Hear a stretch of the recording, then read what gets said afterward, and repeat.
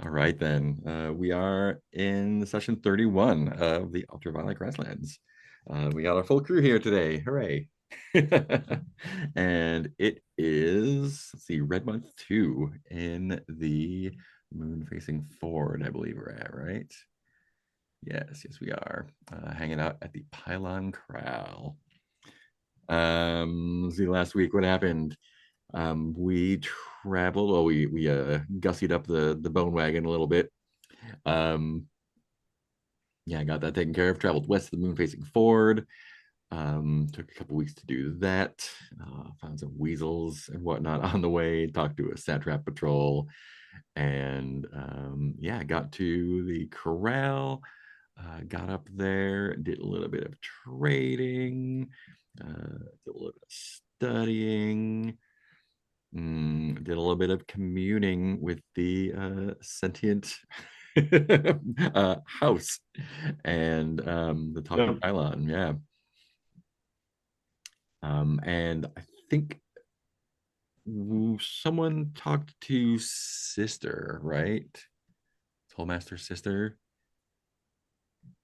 I think Alba did. Yes, in the big ballroom.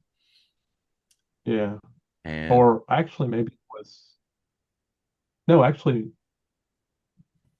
maybe it was Phaedra who talked to Sister Peter in Dix. the commerce. Yeah. Because I think Skelly and Alba were just talking at the house. Yeah, I think I did talk to someone about commerce. Yeah, Oh, it was I think Aldenair because sister is it a was okay. post-organic redlander. She's replaced most of her Oh, body with Oh, that's right. It stuff. was right. That's right. I did go meet her, didn't I? Yeah, and that's where you got your worker skill up. And also, Right. Adoron calmed the rebuilder for a week, leading to a rush on the on the death-facing passage, um, which will, yeah, that'll probably have consequences on the way down. And we also have Skelly, who traded a memory for the last moments. You lost the memory of your origin in return, gaining the last moments alive before becoming a skeleton. Is that right? No, I think no, I traded the memory of being raised Right. to for being able to speak to the bucket. Right. And then and then I think it All the Negra was it bargained for. Alba Negra, right, who bargained for at least that one piece back. Yeah. And we got an exploding 20 on that roll and didn't really get any details about what that memory was. Um, No. I assume Uh, that means the memory will be quite good. yeah, you asked, and I suggested the the sort of final moments before death, but like not, or at least the last memory, not necessarily like just before the moment of death, but the last memory Skelly has of being alive. Yeah, But that doesn't include its actual death. yeah. Let me see what we got here.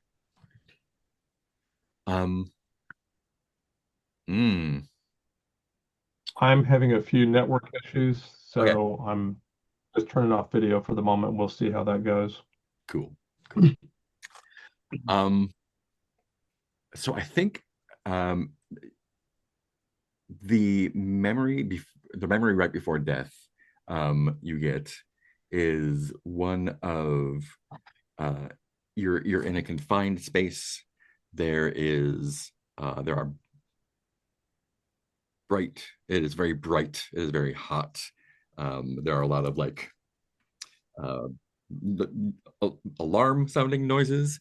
um and I think you see the ground rushing up towards you, um, somewhere west of the Circle C, and uh, you're impacting from the sky in some kind of craft. And there is a warning message playing over and over again in a language that you don't remember. That's what we get.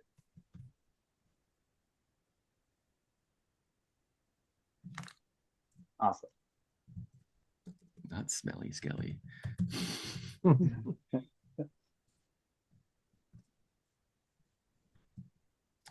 fact, I'm going to say you crash into the West Circle C, not into the land. So your spaceship or whatever it was crashed into the sea.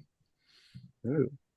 Either you were a pilot, or you took a, or you either you were a pilot of some sort, or you pressed the wrong button when you were in a dungeon somewhere.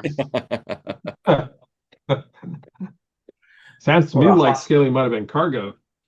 Yeah, maybe a hostage. Like, who knows? Who knows?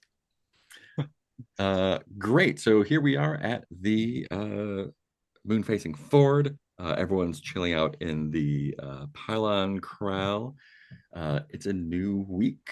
We can hang out for a week, do stuff here, or we can continue traveling. We got a couple of discoveries last time, right? I believe we got a ferry and some bridges. If you want to go check those out. But yeah, otherwise, the grasslands are your oyster. So what would you like to do? I believe there was an interest in trying to head to the Spectrum Palace, right? Modan wants to appeal to the satraps, right? Yeah. Mm-hmm. So there's two main routes. It's either by the Three Sticks Lake, going over the Glass Bridge and Gallgrass, or I think the shorter one is going by the Near Moon. I think that would be 5 weeks going via the Near Moon, and 1, 2, 3, 4, 5 weeks going the other way too. Yeah. So Phaedrid really wants to stop at Gallgrass because there's a long-standing like quest location there that he wants to check out, and since it's more or less a wash, also that's more locations to travel to. It is. Um, Did you want to check out any of the discoveries near here before you went onward? I would be interested in checking out the other bridge and the ferry just to see what the options are. If there's, if it would be better to do that. But before we do that, I definitely want to buy some more supplies. Yes. Can't imagine why. Mm. And you can do I that mean, since standard. this is a settlement, I'm guessing we can just buy stuff. Yep. Yeah. Supplies are in easy demand, 10 per. If you want to grab some other trade goods, we can make that happen as well. I don't remember. Like, do we still have that automaton body thing with us? The exoskeleton golem. Whenever we were thinking about trying to put Modan, not Modan, no. Adoron. Oh, the maintenance. Adoron into. Yes. Yeah. So originally Yeah, we had left it at the Sarai, but we went back to the Sarai, so it's possible to have it. Yeah, I added it to our sort of like miscellaneous stuff wagon. I'm guessing it took like one sack, so that's what I'm assuming. Yeah, it's basically body sized. Yep. I'm just wondering if now that I'm a skilled biomecho tinkerer, if I might have a chance of succeeding at that little operation yet. Yeah. Do you want to try that on the road, or do y'all want to spend a week here doing stuff? I would be okay spending another week. Yeah, whatever works. I mean, we can do a little more exploration. I could probably try to like buy some more trade goods cheap. Sure. Cool. Well, first of all, let me buy some supplies. So this will be Red Month 3 then. Oh yes. Modan, or I guess everyone, you took out a loan. Part of the loan was for caravan between the Behemoth Shell and the Sarai. That caravan will be coming back to the Behemoth Shell this week. So I have two options for you. It will show up, and whatever happens.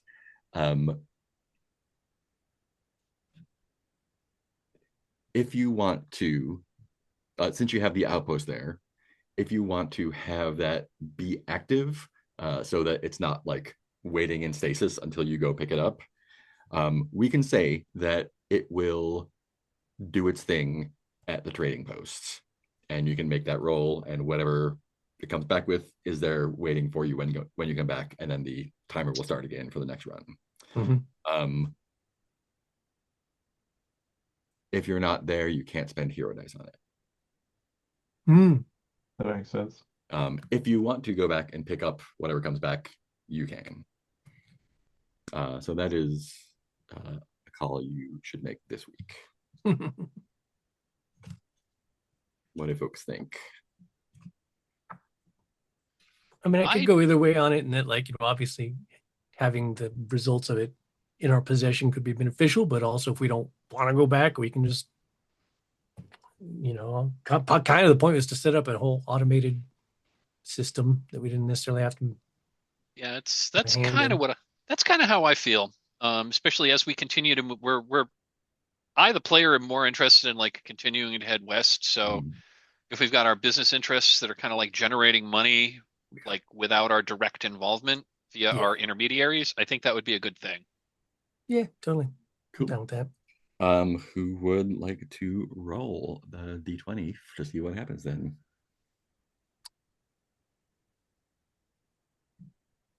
Who wants to be responsible? Not my beans. I was just trying to think if any particular person made more sense for any reason. I don't know. They're your beans, man. Oh, is this oh, that's right. I guess so. Mm-hmm. I couldn't remember if this was beans or if this was, I can't remember all our ventures these days, or if this was a more general venture. Well, I mean, there's the big debt to the bank. Yeah, exactly. That sucks. Yeah, what am I rolling? Just a D20? It's a straight up D20. Straight up D20. A 9. 9. Middle of the road. Hey, not bad. 11% profits and some mineral samples. So I will note that down here, and we can do the math later on. Cool.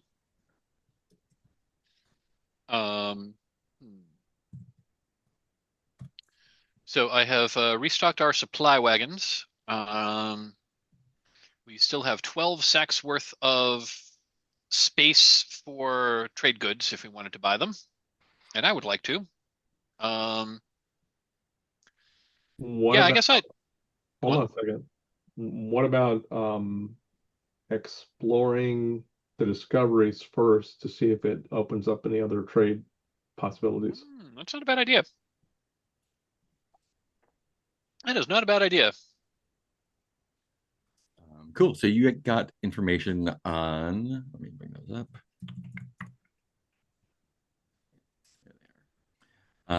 We have directions to, nope, that's the moon. Oh yeah, that's true. Let's see, moon facing forward. There we are. There is, the ferry, which is, let me roll a die. That is 3 days away, and a series of bridges, which is 4 days away. And let me see, which directions are those? Those are one is to the west and one is to the northeast.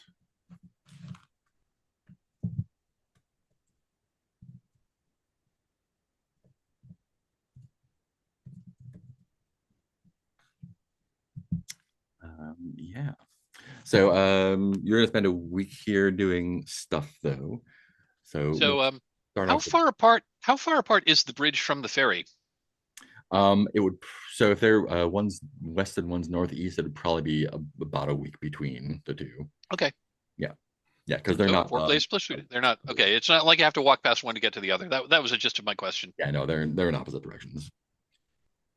Unfortunately. Let's start with Modan doing some Tinkery, biomass. tinkery. Tinky. Yeah, kind of my idea. I mean, obviously, it's pretty obvious, but to customize it a little more, I think as he's been studying biomechanical stuff and trying to figure out, okay, how can we make this work? I know initially, the worker body like had a container thing and had gym and thing, but then he got to thinking as he's learned more and he's kind of expanded his mind his own ways that I wonder if there's like, then could have shopped around merchants, whatever his idea, instead of just trying to strictly recreate what he saw before, just like, oh, recreate this mechanical cage to put a crystal in. Mm-hmm. He's thinking about Adoron's previous body. I was like, oh, you know what?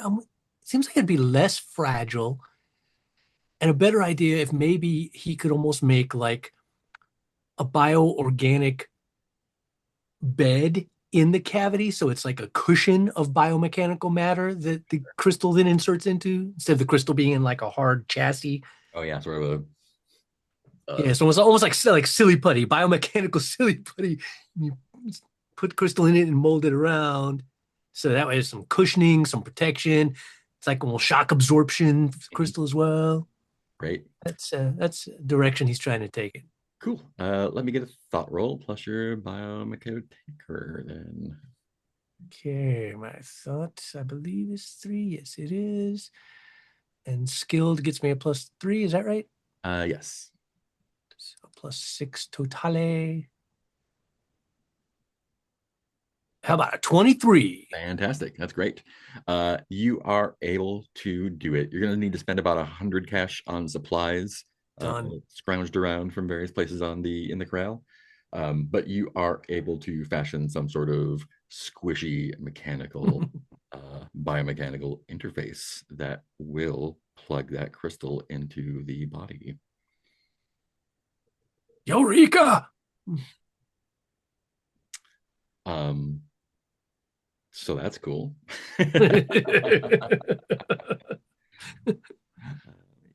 Squishy.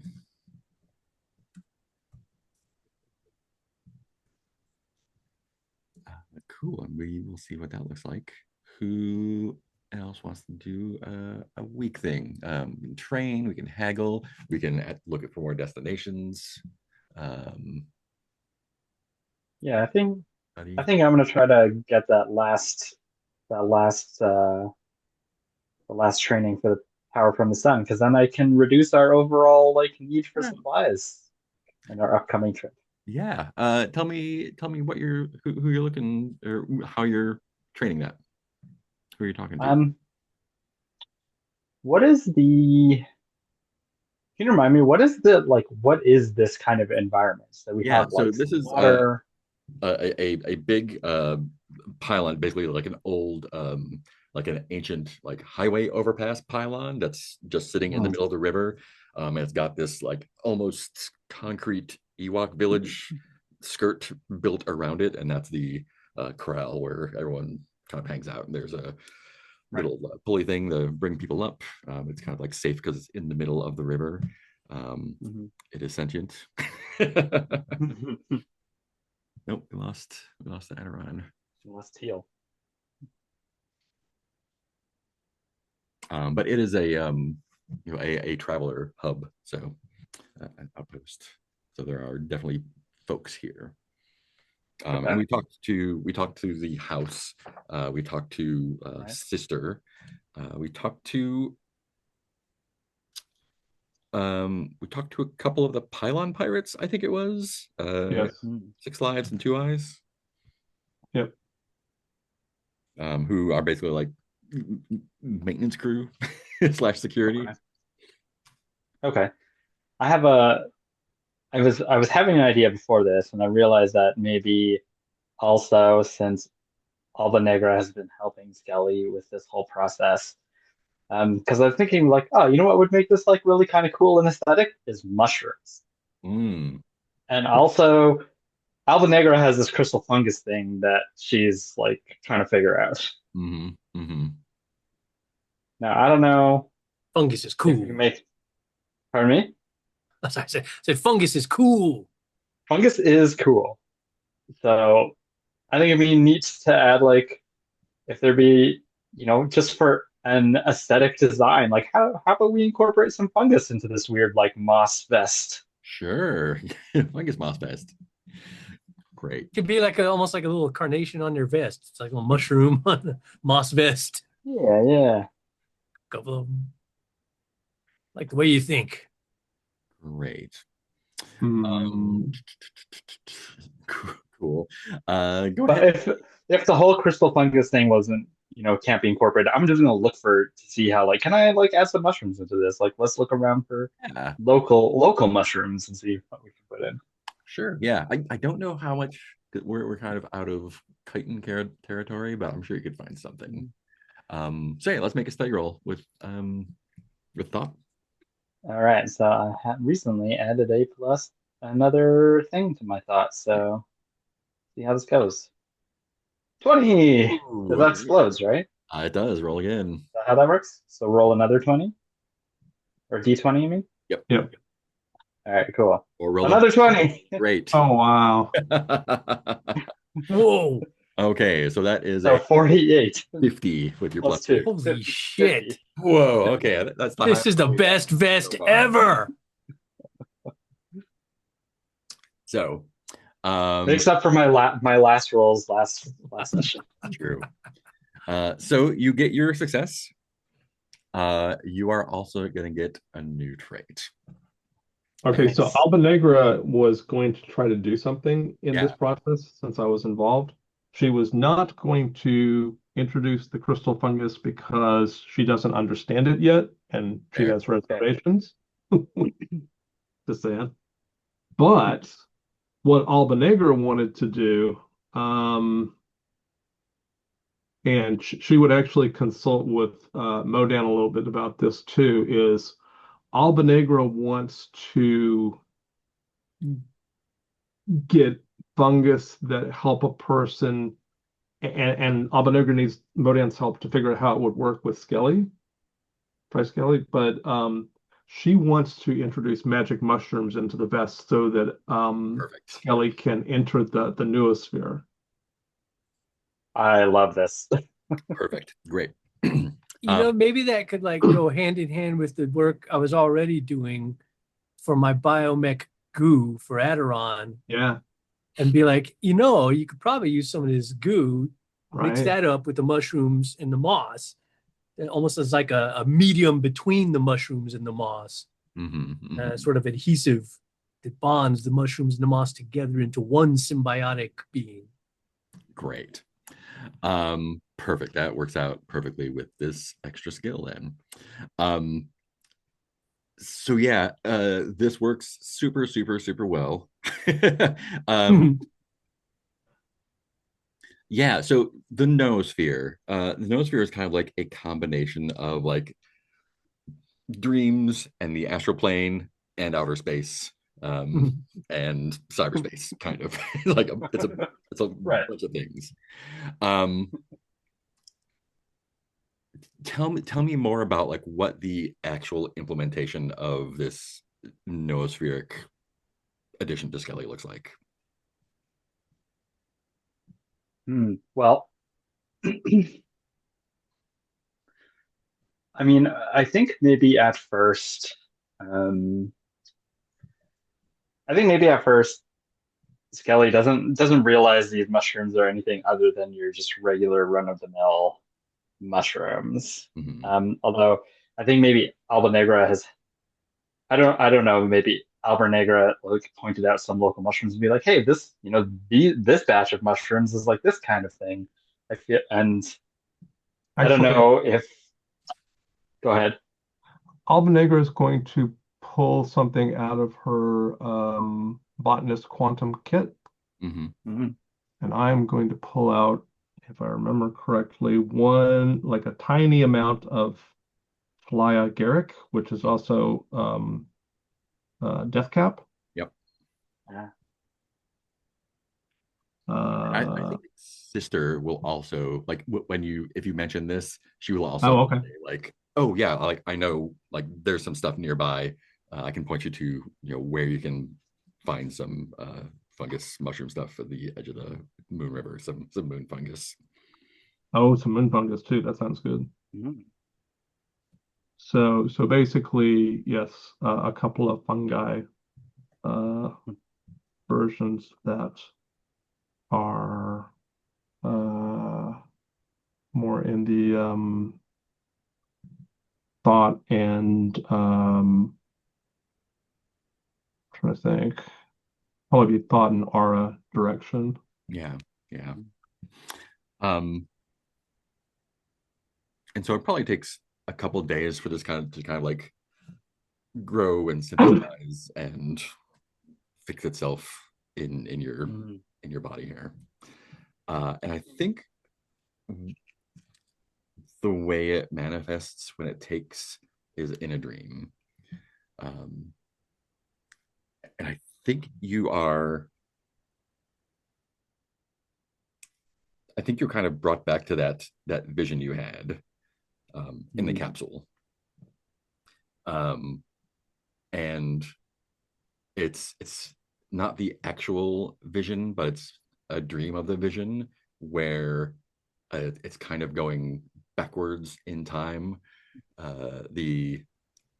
And you're almost seeing it from like a third person's perspective where you kind of like zoom out and you can see you're in some sort of metal cylinder streaking back up into the sky among the fast stars, and sort of like seeing it streak back to like a point of light in the dark sky, and then it looks like the sky kind of like rips open a little bit. There's a small tear and just light pours out, and that light wakes you up.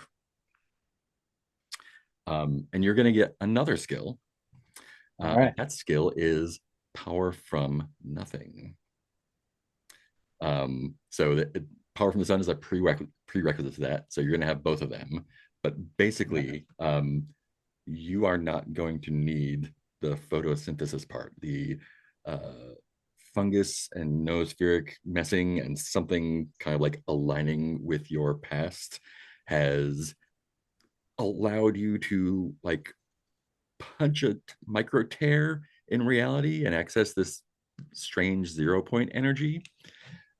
So you have created within yourself an infinite energy source that does not rely on the sun. But okay, so both of those skills are still going to take those 2 slots there. Right. Okay. I think that will I think as Kelly is like lathering on this like goo and like placing mushrooms, and of course it's gonna do it like, oh, I want some cool like geometric patterns, so like putting them there. And I think originally it'll be like nice and colorful, these different kinds of mushrooms like in these patterns. And I think with this access to this like 0 point energy or whatever, I think the caps of the mushrooms will get that whole get the whole like starscape rather than like their original colors. As if like looking through that window, that tear into whatever dimension. So, nice. Yeah, cool you are not only satiated, but you are invigorated. Yeah, a 50. Wow. Yeah, you are invigorated. Let's give you another point of aura as well. That's 50 is. Another point of aura. All right. Awesome. And that is probably totally safe as well. Great. Phaedra, did you want to do some wheeling and dealing? Or you want to do some? I'm actually I was initially thinking I wanted to do some market research, but this might be a good place where I could attempt to do some training to hopefully get my final level of magitechnical engineering. Sure. Because there's weird magitechnical stuff that goes on here. So, especially with I think it was Alba Negra, like probably shared information that there's this sentient thing here. Yeah. But she would warn you that the satraps, something is happening with the satraps, and she thinks that they may be like spying or no, she thinks they may be inducting people into a biomechanical life form. Ooh. So be warned.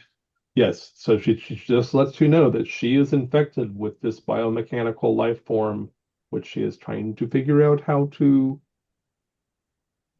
heal or ameliorate or something. And so Okay. as you study, if you would like to study her to see what that looks like, Ooh. Yeah. and then if you feel like going on, then you can directly interface with the house, who is Ooh, an example of the biomechanical. I like that. I really like that idea. Thanks, Steele. Cool. That is really cool. So yeah, Phaedrad's going to Phaedra is going, like, after discussing, yeah, Phaedrad's going to try to figure out what's going on with this biomechanical implantation. If I need to bring it in, I mean, I don't necessarily want to cast it, but I do know some healing magic that might conceivably, help me here. I would say make the study roll with thought, unless you want to interface with house, which then you could do it with aura.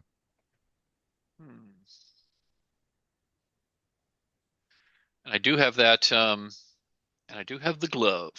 And you do have the glove, which would make it very easy. Smell the glove. This album can't get any blacker. So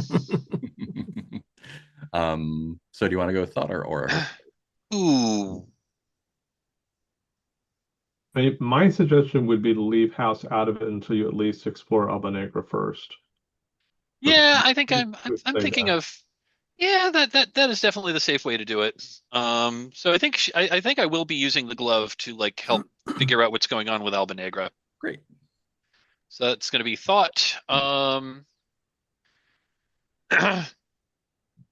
guessing this is, since this is a learning roll, I don't get to juice it with any other skills. No, it's just with the thought there. Straight up thought roll. Okay, so that is a +2. Let's see what. Hold on. Let me add an actual D20 and not a D12. That might improve my odds somewhat. Okay, let's see what we get. Oh, Jesus Christ. All right. Do you want to stick with that, or do you want to use a hero die?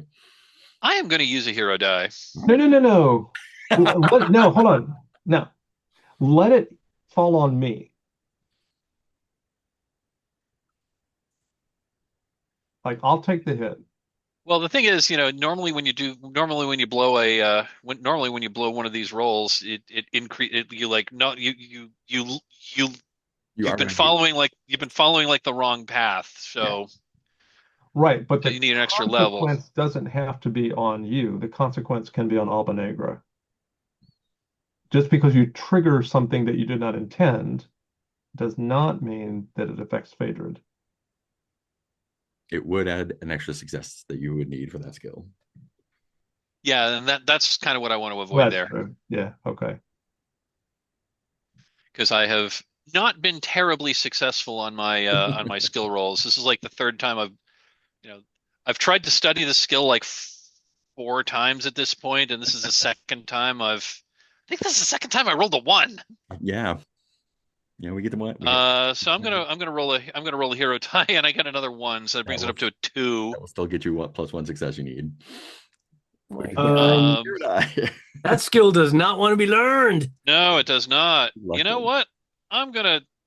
What is the minimum I need to roll in order for this to be successful? You need a 12 for a success. You need a 4 to just do nothing. So Alba Negra will help out. I'm gonna spend one more. I'm gonna spend one more hero die and hope I roll better. Okay. Now we're at a 5. Now we're at a 5. We're at least just learning nothing now. You would need 7 more to get a success. Need 7 more to get a success. I would appreciate some help, yes. Okay. So let me think about how she can do this. You're studying her, and she can tell that you are. Maybe I've hit some kind of like noospheric block. Oh, maybe sister noticed and is trying to interfere. Well, that's certainly a possibility. But another possibility. So Alba Negra says, "Let's pause for a moment," and she goes and rummages with her stuff, and she like, "Oh, let's have a little bowl of mushroom soup." To unlock the doors of perception.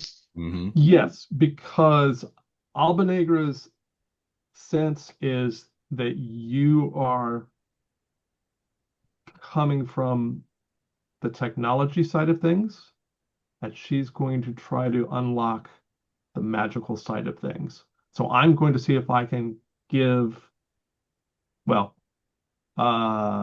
is it possible that I can help Phaedrid access their aura instead of their thought? If you want to involve house. Okay, so I can't do it just with mushrooms. Yeah. Okay. Got it. Oh, and we should add 2 to that roll because I didn't add my thought yet. Okay, great. So that's 7 we're at. Right? So we're at 7. So we need yeah. So we need a 5. Okay, there's 2. Okay, let me roll again. Okay, we're at 9. Oh well, I've got more hero dice too, so I can. Okay. Let me roll 1 more hero die.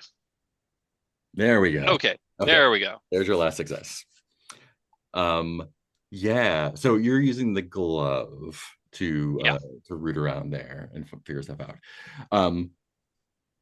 And so I think you, as you're kind of unlocking this skill, the glove is letting you noospherically interface with, like, you've got your tea, you've got your, like, we're kind of doing like ritual studying, mind meldy kind of stuff with Alba Negra here. And I think in the process of seeing what you can see here, so does Alba Negra, does everyone else know about the crystal fungus? Have you told everyone, or is it? No, it's the first time she's talked about it. Yeah.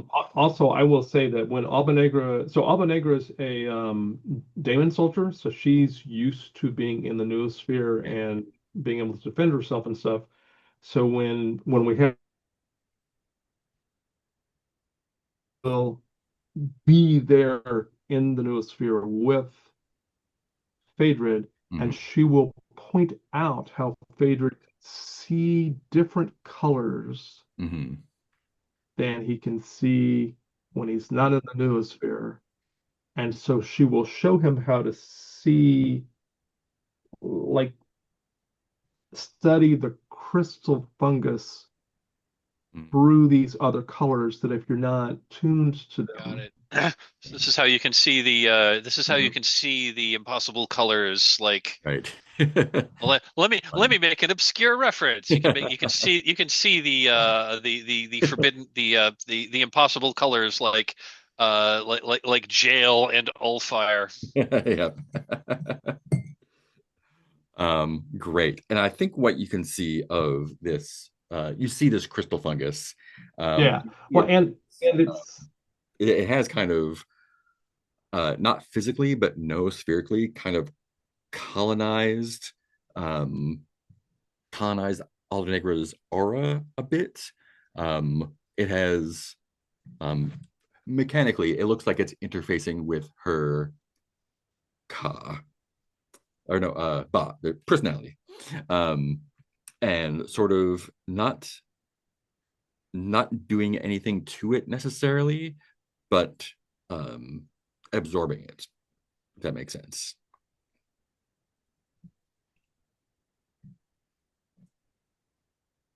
Cool. It doesn't seem to have it doesn't feel malicious. It just feels like a natural process. Interesting. There's no like darkness to it. Interesting. Which brings us around to Aldenegra and or Adoron. Right.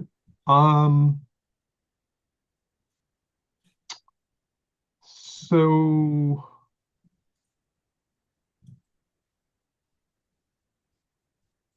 two things. One, Adoron is aware of some activity in their other physical nexus, and will go back and check. And the way I imagine it is inside the crystal, Adoron only has sensations of light, maybe. And keeping with the theme that we've got with the spectrum satraps. And Adoron is now aware that something is changing the light from the outside. Not sure what to make of it at the moment, but is aware that there is something going on outside of their light dimension. And so, Modan, are you plugging in? Are you like plugging in and flipping switch? I'm sorry, say again? Are you plugging the crystal into the interface in the yeah. Well, I mean, that's my intention for sure. All right. Great. It is not pleasant to be kind of like slammed back into your ha, right? Or a ha.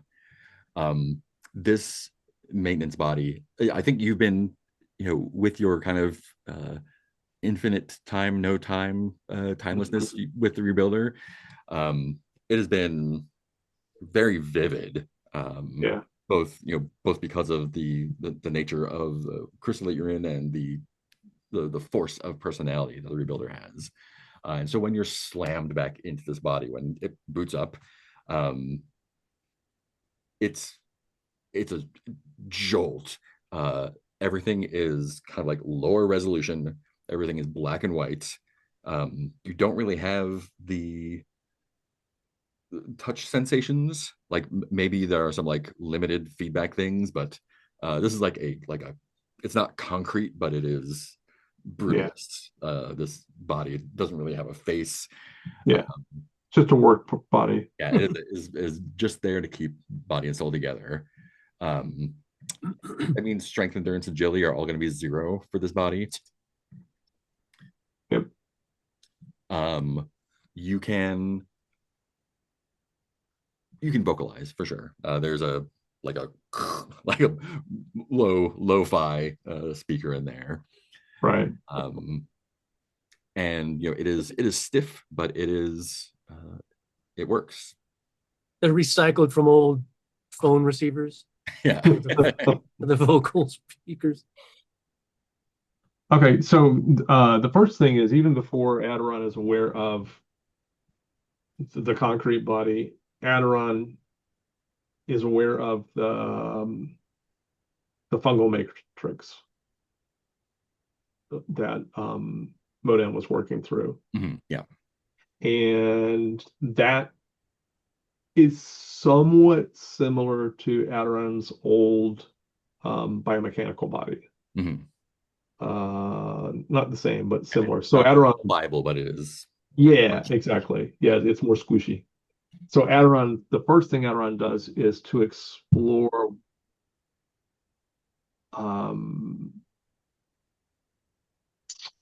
how to perceive through whatever senses are available to the fungal body. And then I think the fungal body is doing its best to interface the limitlessness with the 286. Yeah, right. I'm just gonna dip into the Like on the one end, I've got a demiurge computer, and on the other end, I've got a 286, and in between, there's me and the fungus body. Hold on, let me tune your IRQ ports. All two of them on this. Yeah. What's the first thing you say when you come back? Yeah, configure your SCSI ports. Yeah. Oh, not bad. Yeah, what's the first thing that Adoron says when they get back?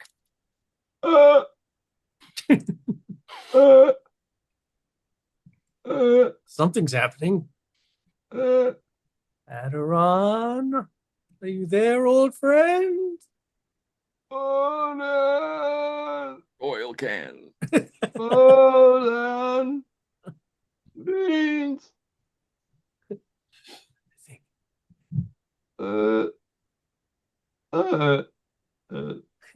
We just I try to explain quickly in case I'm sure he knows what's going on. I've put you in the maintenance body just to give you a temporary voice in your further journey.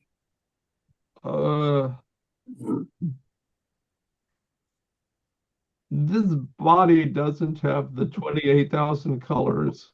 No, definitely not a good permanent home. I have been before and after. Beans are very pretty, actually. Have you seen the growing beans on the vista of the Great Lake at the Yellow Pyramids? Have to add that to our list of destinations. I don't know if that's in this time, though. I think it is. Pixel vision. That's what I was thinking of. The Pixel vision camera, the old nice one that uses an audio tape. Yeah, is that resolution? Right. And I think Adoron's week is going to be spent reintegrating. Yeah. That's just like learning how this body works. Yeah. So I'm gonna basically Adoron will sit and practice moving fingers and toes, and if anybody talks to them, they will try and respond in their scratchy voice. Moving on to Albanegra, because she was working so much with both Phaedrid and Skelly in terms of trying to help them access the noosphere and stuff, or in Phaedrid's case, not so much access, but like see it differently. I am going to see if I can get a week's worth of training, partly with them, partly with Sister, maybe, on botany, as she works on, new understandings of mushrooms and stuff like that. Sister can definitely help with that. Okay. For sure. Then I will make a roll. And that's going to be a thought roll. Yeah. Yep. Thought roll. So let's see what I get. No. So that will add a success that you need, unless you want to spend the hero die.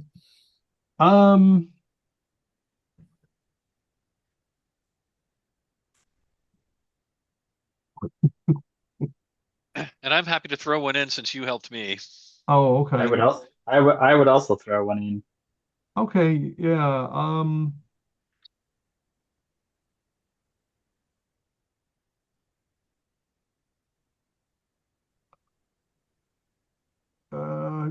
Yeah, if we can just get me up to I don't lose ground, that would help.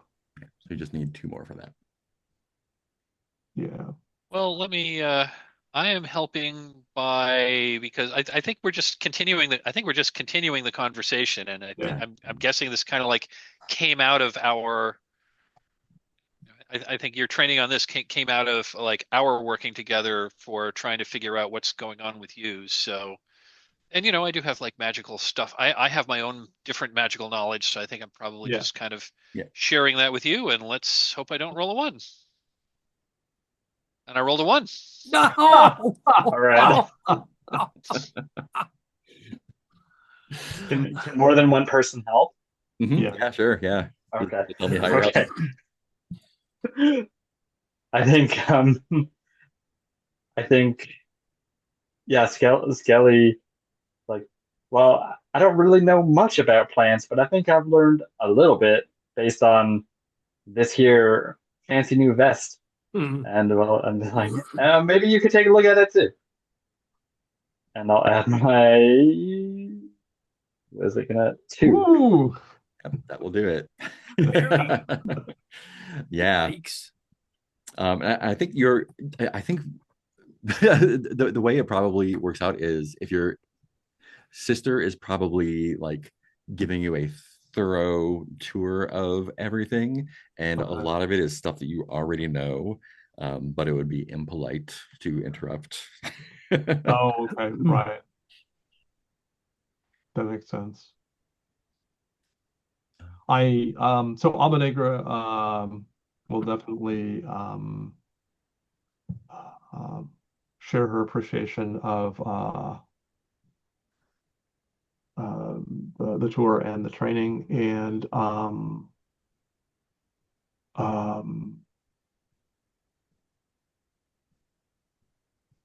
she will see if Sister would like to um, spend some time having like having a meal together. Yeah, of course. Okay. Yeah, Redlander's got a Redland. Yeah.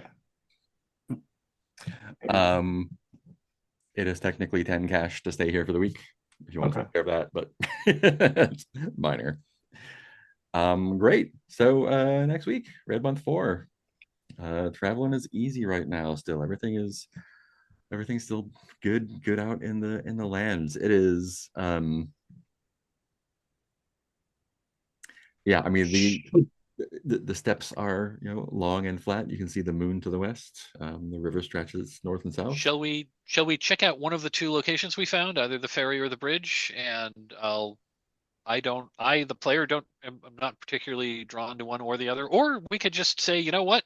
Let's just move on. I'm okay with either. What about so Modan is faster than the rest of us. So maybe Modan can check out one while the slower part of the party just checks out the other, and then we meet up later. Sure. Okay. Yeah. I will want to buy. Oh, and I will want to buy some. I'm not going to take the time to haggle, but I want to buy some fairly inexpensive like trade goods. Like hopefully that I hopefully will be able to haggle up at our next destination. Want to sell them. You can get generic trade goods for 20 here. Okay. There's also what else do we have for you? Folks came in with some heal machines. You can grab a Star Watcher compasses for 50 each. You can grab some spectrum lamps for 100.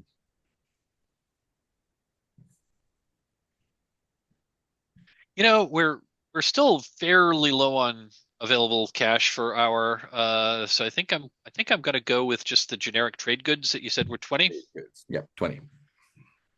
Okay. Cool.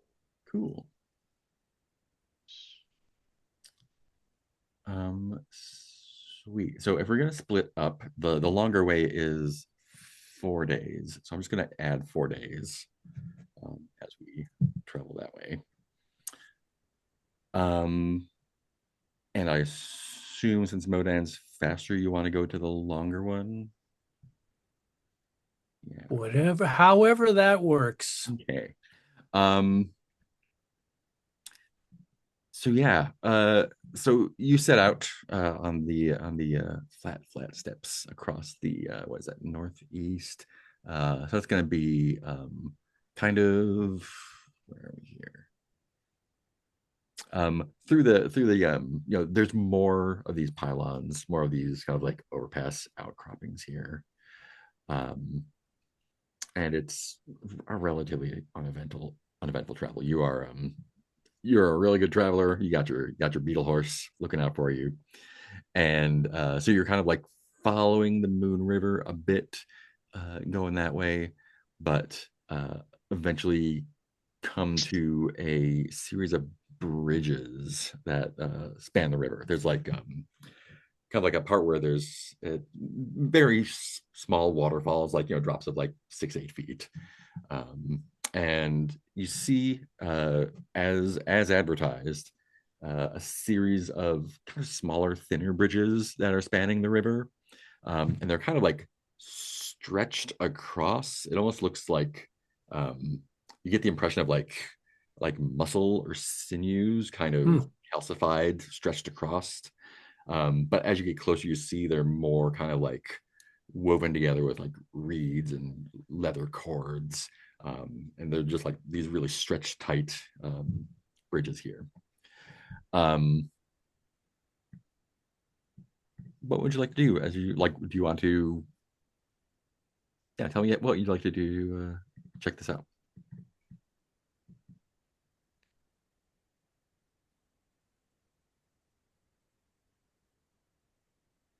I mean, do I see anything? Go ahead. Oh no, you start. Go ahead. Do I see anything that seems like a destination? Like, oh, I want to go check that out, even if I have to traverse bridges to do so, or just kind of like, hey, just water and bridges. Yeah, I mean, it will take you to the other side of the river, for sure. There will be, like, if you're hanging out, kind of just checking out, there will be a traveler or two going across now and then. As you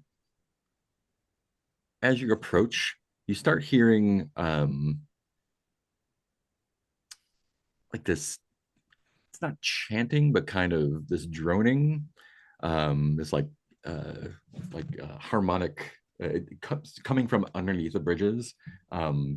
It sounds like people are just kind of like doing like these continual droning chants that are harmonizing, like tritone harmonizing with each other, from like within the rocks underneath the bridges.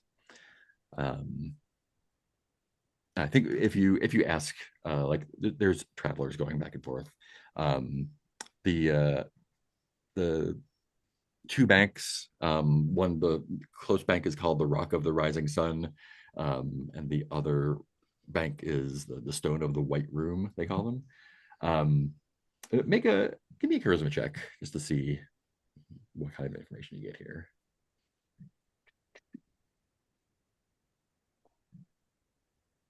Does pleasant apply? No, this is just a like luck roll, basically. Hey, I got my one now. You got your one. Great. Do you want to use a hero die on this? I'm just gonna say, Mark, I think he stole all of our luck.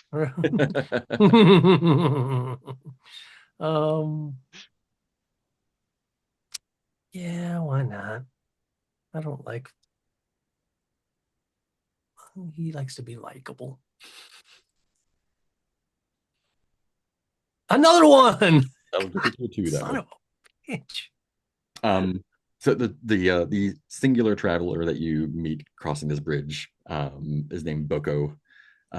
They are kind of like wrapped in these blue, like azure, kind of like rough robes, even like around their face, so they have like a slit over their eyes, and they carry a weapon that looks like one of those like comically large executioner's swords,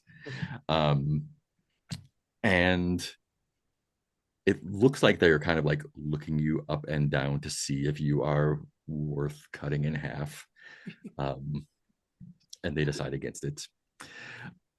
But then they kind of like their eyes, like you see them kind of like darting back and forth between the shores and around the bridge, and they just kind of like mutter to you, "It's best if you leave for everyone."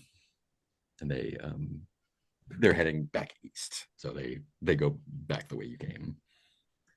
Do you stick around, or do you? No, I don't want to be where I'm not wanted. Yeah. Great. I was be like, well, as you wish, leave I shall. Yeah, I think as you leave, like cast a look behind, you see like pale faces looking at you from the rocks underneath on the far side of the river. That's 160 XP for you. Ooh. I almost put that in my cash. wrong spot. Trade XP for cash. Great. Yeah, that guy would have fought you, but he didn't. because you're friendly. The rest of you are traveling in the opposite direction. Again, across these blank. Why did you do that? There we go. Across these plains, these steppes that are barren and cold. My my PDF is rotating weirdly. There we go. Better. Until you get to another place. This is kind of like in the more marshy area, a few days down the river. And there is a like a crude dock kind of put together from the dry stone, which is no longer dry, the dry coral, which is kind of like sunk into the river. Looks like it doesn't hold up really well when it gets wet, but kind of waiting there, like lounging. What's the word I'm looking for? Like not belligerent, kind of like they look like they're like a person who works in customer service that does not want to be there, kind of. There's a trio of kind of furry people hanging out there, and you can see that they have this kind of like old carved wood. It looks like it's carved from a single large, like immense tree trunk that's kind of like painted this like lilac and deep red and kind of these striated patterns across. And as you approach, like one of them kind of like gives the others a tap and points at you. They kind of like grudgingly get up. How would you like to approach? I guess I'm happy to step forward. Yeah. Hello, and this is obviously like a ferry. Yeah, this is a ferry. Okay. Yeah, and one of them says like, "Welcome to the reliable ferry." You crossing, or you're just coming through? We may be interested in crossing. May I ask how much it is to go across? $10 a head, so $30.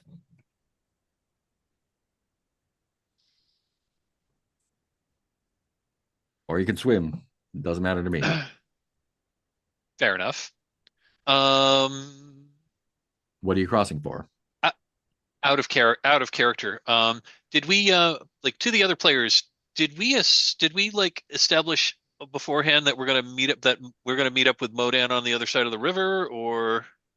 Well, we're probably already on the other side of the river. We're just checking things out, right? Yeah, I guess that's a question for you. Like which side? Yeah, I mean, I guess we definitely would have figured out like a specific meeting destination. Like I'll go this way, I'll go this way, and then we'll meet up at. Yeah. Like back But, around. So basically, so basically my question is, so like one of us went north, one of us went south on the river. We're like, to a different crossing location to check it out. right, but we Was can. the plan to go back to meet up there, or we were going to cross and like meet up at a location on the other side? Well, first of all, my assumption is we would cross where we were at the pylon. Right. You could do that. Oh, okay. Oh, so we crossed on the pile. Okay, so we are on the other side. Okay, cool. So you're on the west side of the river. Great. Yeah. Yep. Honestly, no, we are actually heading west. We noticed that when we're just doing a little bit of exploring, and we saw that there was a ferry here, and we were wondering if it would be when we come back, if it would be better to come here or not, or to cross through or to cross at the ford. You cross at the ford at your own risk. Yeah. If you want to get jumped. Well, I mean, we didn't really have any trouble crossing the ford when we went in this direction. What's the danger there? A lot of people go that way. That's easy to get lost, picked off. Well, no one's going to miss a traveler who didn't come home. Well, that is the risk that a traveler takes. How long have you been operating this ferry, if I may ask? Why do you want to know? Uh, Sheer curiosity? Trying to be friendly? What's your angle? What's my angle? Honestly, my angle is the possibility of opening up new trade routes, and if like from points east to points west, and trying to figure out what would be the best way to cross the Moon River. And they give each other like looks, and I think you can tell you have the glove without a roll. They are definitely communicating somehow. Um, like clearly, it's not just like giving each other looks. Like they are definitely communicating with each other somehow. Um, and it kind of gives you like the same flavor as a prince, but not the same. It's not the same thing. Like Okay. the same sort of feel you get. I was going to say, is there anything more that I can pick up on that since I am indeed skilled in languages? Um, they are. Like if I could try to figure out what their angle is? Yeah. If you wanted to do some diving with the glove, we could find out some more. Ooh, okay. I So, think I'm gonna. What were you gonna say? Albanegro is going to pull out the wand that senses intentions. Mm. That's what I was thinking. hmm And let me see. Is that it's just a diagnostic wand, right? yeah, Um, yeah, let's make it. We're gonna make an easy roll. We're gonna make it a charisma roll for Albanegro. So basically, if you roll anything but a one or a two, you're good. okay. It's great. Um, Nice. yeah. So their intentions um, are not great. um, they are, and I think because let me double check. Um, oh yeah, that's useful. I think you get the inkling that they're basically having a conversation, um, debating on the benefits of a long-term arrangement that could be profitable, or a short-term arrangement where they could um, murder you Right.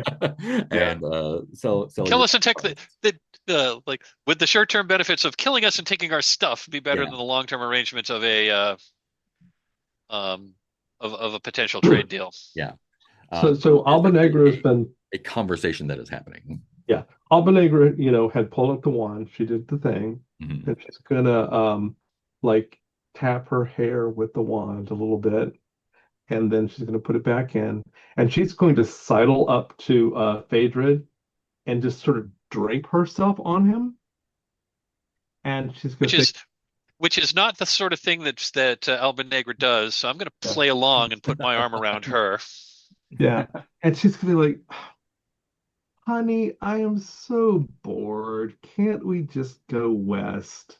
I know you're always trying to make financial improvements, but this is just, I mean, this place is nice, but I want to get to where they have the better clothing.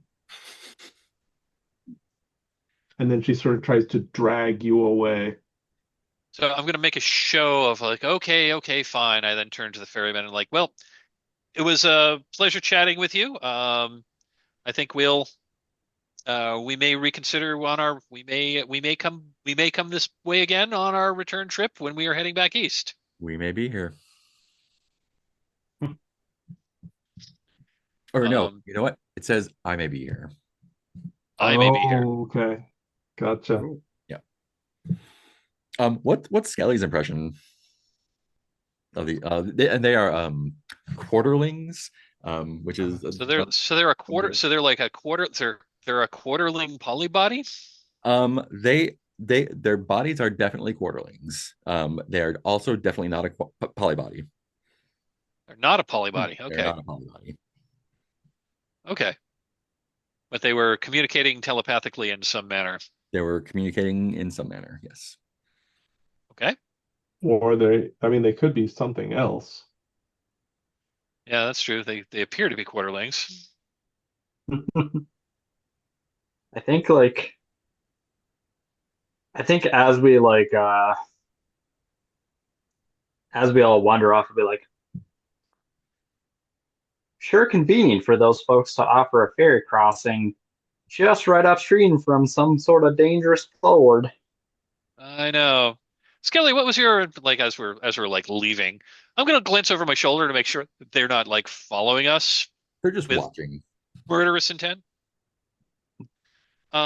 Skelly, what was your impression of those folks? I didn't really like them, and Albanegra,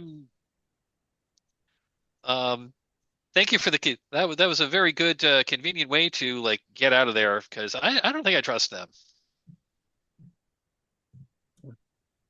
No, those folks certainly seem a little suspicious.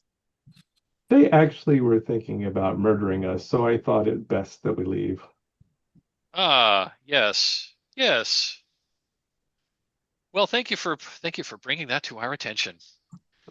It's a So skill I I think learned at parties in the Redlands. You always have to be very, very careful when the vampire lords throw parties. You do. got it. You definitely do. Hey, I need to step off camera for a minute. I'll be right back. Yeah. Let's actually before we reconvene at the moon facing forward, let's take a break. Since that was one of my wishes to take more breaks. So yeah, let's come back at 1:30. Righty. And the three of you that went to the ferry get 120 XP each.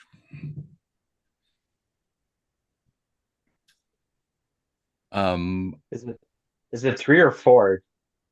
What did Adoron do? I thought, oh yeah, where did Adoron go to? Did Adoron come along with the? So Adoron's probably just riding wherever the body is stacked in the caravan.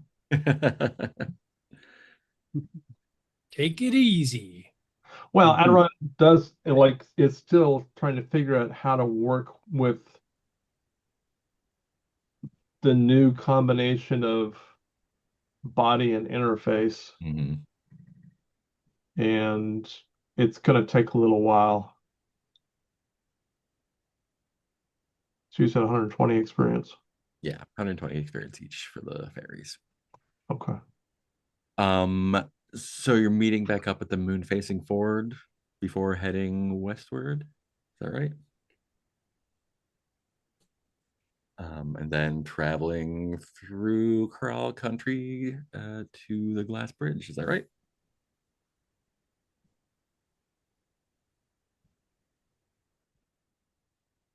Mike, you are muted. Yes, I think that's what we want to do. Cool. Is that okay with everyone else? Sure. All righty. Let's procedure. Cool. So this will be. This is a 2-week trip, so. So we are going into Orange Month. Orange Month 1. And let's go ahead and spend a week of supplies. Nom nom nom nom nom. Nom nom nom nom nom. Who would like? Let's just say we're still at 8 supplies a week because Adoron is now activated. That's right. And but at the same time, but Adoron. Does Adoron not use supplies? I thought he did. Adoron will still use supplies. Yeah, the maintenance body will. Yeah, the maintenance body will need power somehow. Understood. But Skelly okay. doesn't. But Skelly doesn't anymore because Skelly is now powered not even by the sun. Yeah. Skelly has evolved past your need for sustenance. Power from nothing. 0 point energy. Mm-hmm. I gotta say, like back in the like late 80s, early 90s, that was like tapping into 0 point energy was a that was like a major conspiracy theory on the on the fringes. But anyway, cool. Who is gonna roll for misfortune for us? I mean, if I always can with my extra danger sense if it's my turn. I would say go for it if you've got your extra danger sense. Yeah, go for it. Total of 8 because I rolled another one. Oof. On my well, that one was on the 6. So yeah, it was on my extra die. So traveling through this, which one is this? This is the you're traveling through the North Marshes, going through corral country here. And it is, it is still good traveling, but a little bit damp. The problem is that you've stumbled into a small bog. I think the spring rains have washed out some of the path, and so it's pretty stinky. Wheels and hooves and feet get stuck as you travel, and everyone has a bad smell until you get a hot bath. Ew. Blah. But there are much worse ones you could have. Let me go ahead. Is there like an endless table of possibilities? There's one for each. One for each location. So there's a lot. Oh, for each location. Cool. Yeah. So Alba Negra makes herself one of those little cachets so she doesn't have to smell it. And Adoron doesn't have hardly any senses. Yeah, Adoron's totally cool. nor does Kelly. I mean, yeah, that's true. Can't tell if a skeleton stinks. Oh, that moss though. That's true. Bone rot. I think the moss is loving the damp, and maybe it's releasing spores. Let me see. What is that? I need to look up exactly what they mean by that word. I know what that word means, but I think it's something different here. Great.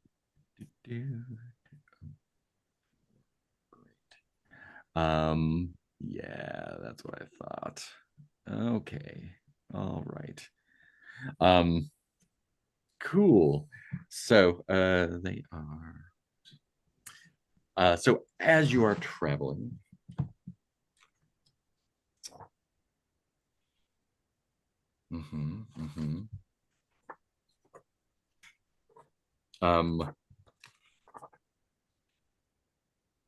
yikes.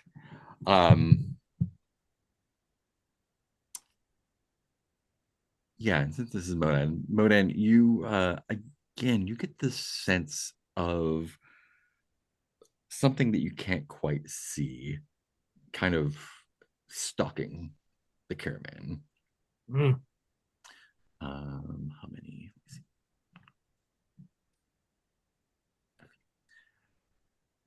So these are, and you get a glimpse of them, not up close, but enough to make out. And I don't know if you've seen anything like this before. It's like, I don't think anyone but you would have noticed it, just because of your experience. And it almost looks like these,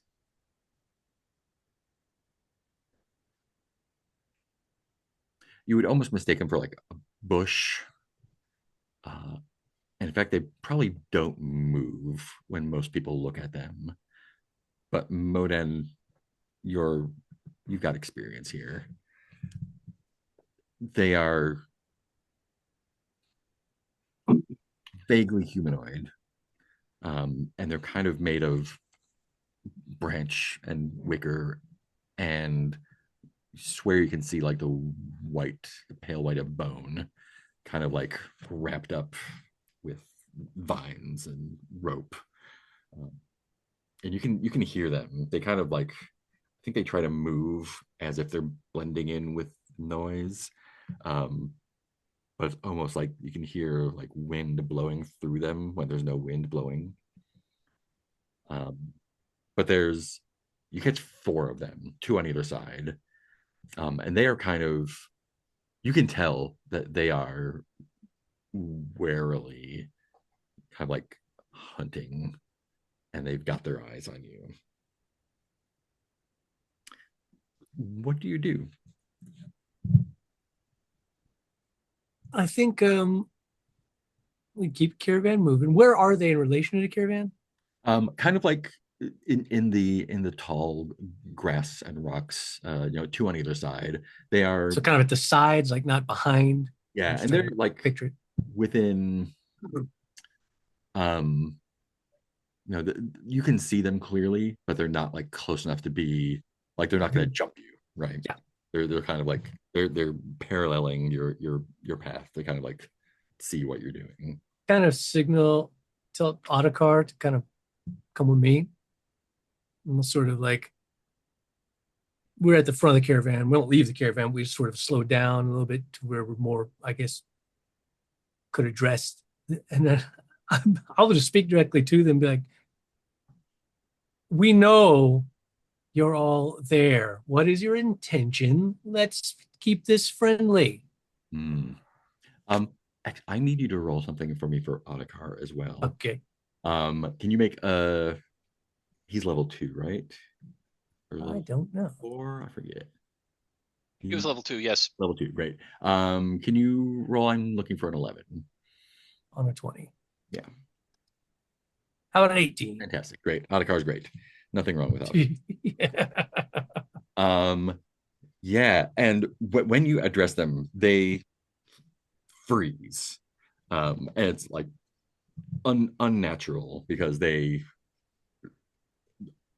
not golems, but they are like clearly some sort of magically animated like amalgamations. Like they look like kind of like gosh, I don't know, like it doesn't look exactly like, but it feel like the feeling is like animated versions of like the stick things from the Blair Witch. And when you talk to them, they just freeze. And again, if you weren't looking for them, you would not see them because they just look like sticks and bone and twigs. And I thought it was worth a try, but these things most likely, I don't know, probably don't have much sentience to them, but always worth a shot. Alma pops up from the wagon that she's riding on the back of. And she's like looking around. Who are you talking to? They're very hard to see. They're stick bush golem figures that were stalking the caravan. There's two on either side. Really? So she climbs down off the wagon, walks over to you, shifts her perception into the noosphere. Yeah, I think they have a they have a signature. I think without a roll, you can definitely tell. Like you can pick them out from among the inanimate things, and they're animated by something. Something, yeah. They're it's a presence.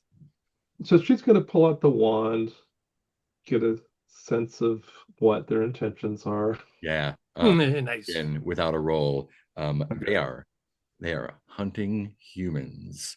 Oh. And it's not like they're not hungry. Like they're not.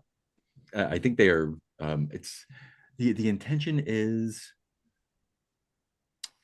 I mean, the intention is to hunt and kill.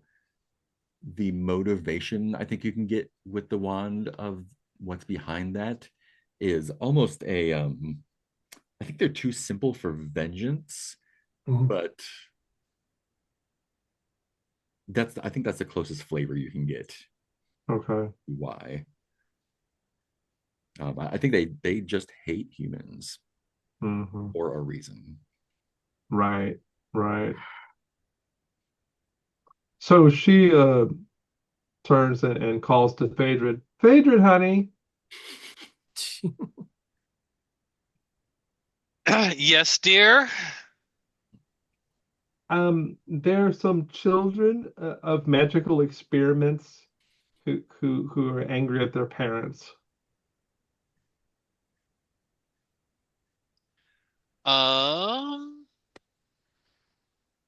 Yes, and once you point it out, I'll also kind of reach out into the noosphere as well, and say the also notice word, them. and there will be a radiation blast. Hold on. Let me read a spell that I have not yet used. Give me just a moment to see if that would be helpful here. I'm not suggesting that we have to kill them. I'm just saying that we have some angry children. Well, Got it. Their motivation to kill us does concern me.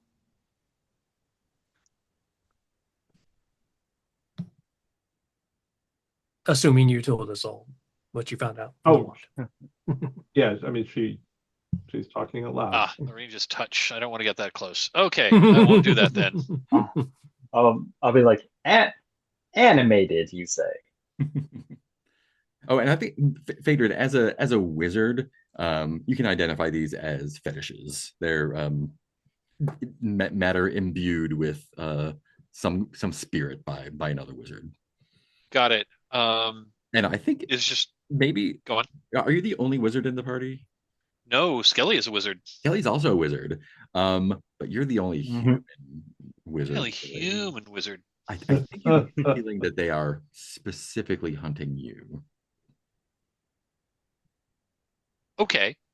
And so these are like not actually alive. They're just animated things, or depends what you mean by alive. Yeah. Got it. And because you said they are animated with a spirit, you said? They're animated with a spirit, yes. Which again, I forget.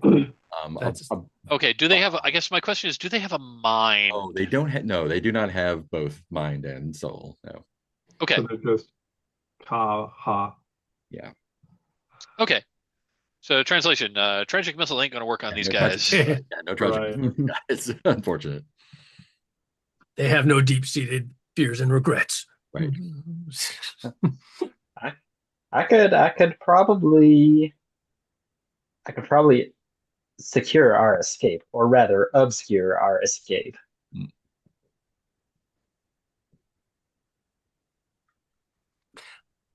I just did you could Alma Negra tell, like, is this motivation? It wasn't, because you said sort of vengeance, but like it wasn't specific to us, just humans in general. Yeah. It's to wizards, and not now that Phaedra is looking, wizards in particular. Right. They are cast off children of wizards. So Alba Negra is going to try and move towards one of them, move a little closer, and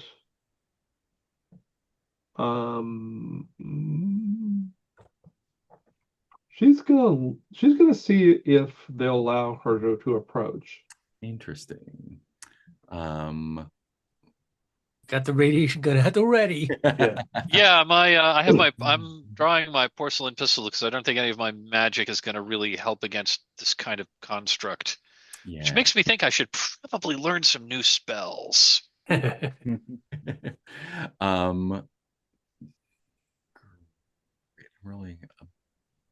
above that. Great. Yeah, let's alternator. Can you roll me a d20? Okay. She is being somewhat cautious, but yeah. Oh, 3. How exciting. Yeah, so as you approach again, they just freeze. I don't think they know that you can see them. I think they're just trying to be inanimate as you approach. Okay, so if they're ignoring me, I will sort of ignore them in a certain sense, and I will just spend some time walking through the grass, admiring different grasses. Mm-hmm. She's a botanist, so she's like, "Ooh, look at this, look at that," and she's gonna literally walk right up to one and then start examining it. Great. What is your defense score? Let's see. Defense 11. Great. They have 3. All righty. The immobile thing that you were very close to just immediately springs into violent action. And Okay. The it has 2 arms, one of stick, one of sharp bone. And like in a flash, they immediately just pierce you. They do 8 points of damage. Okay, that's fine. That hurt. Yeah. I'm going to reciprocate. Great. Except I'm going to reciprocate in the noosphere. Ooh, tell me more. Oh.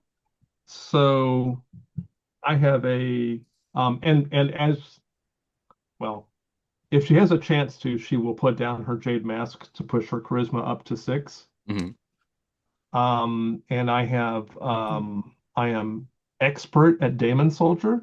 So I have 6 plus 6, 12, and she is going to try and subdue this creature in the noosphere.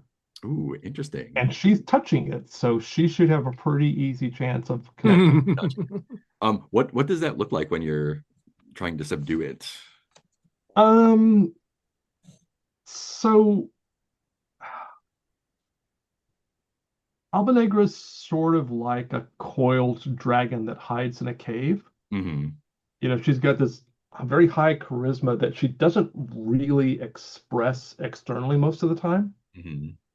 And in the same sense, in the noosphere, she's actually like a very big noospheric presence relative to, being human and stuff. Right. And basically she's going to leap on it and in the noosphere. And I'm imagining that she is lots of sort of like a maybe she's something like a what am I looking for? Oh, I almost had it. Darn it.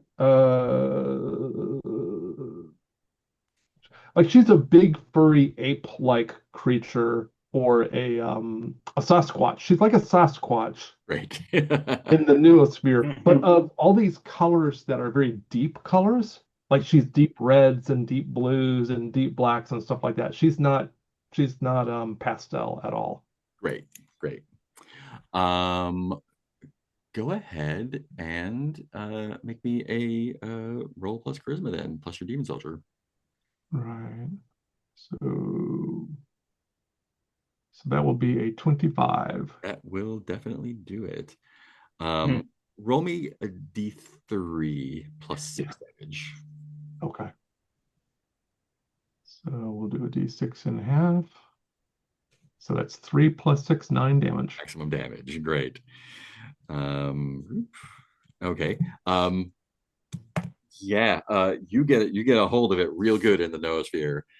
These things are bound tight, and you're like it is both physically and spiritually piercing you, but you're able to like grab those and just like snap them off like a twig. It is still active, however, and there is another one on that side of the road. What are the rest of you doing? Time for a radiation gun. Pew. Can I? You want to shoot the ones on? No. Okay, great, good. I'm not shooting one on the Albanega. Either so there's one on her, right? Yeah, there's one on her and another one close to her. Right, and the 2 on the other side. Mm-hmm. Could I get them both with the radiation gun? Or are they not that close? You could try. They're not far apart, and the radiation gun is kind of like it's not a precision weapon.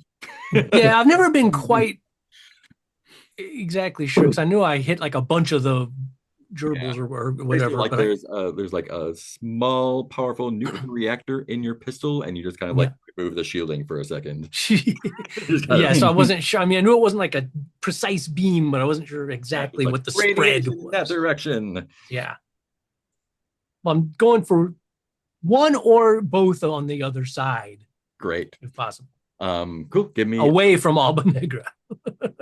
Do you have fighter skill, right? I have fighter now, yeah. So you're looking at a D20 plus agility plus fighter. So that's D20 plus 4. Yeah, that's something. 13.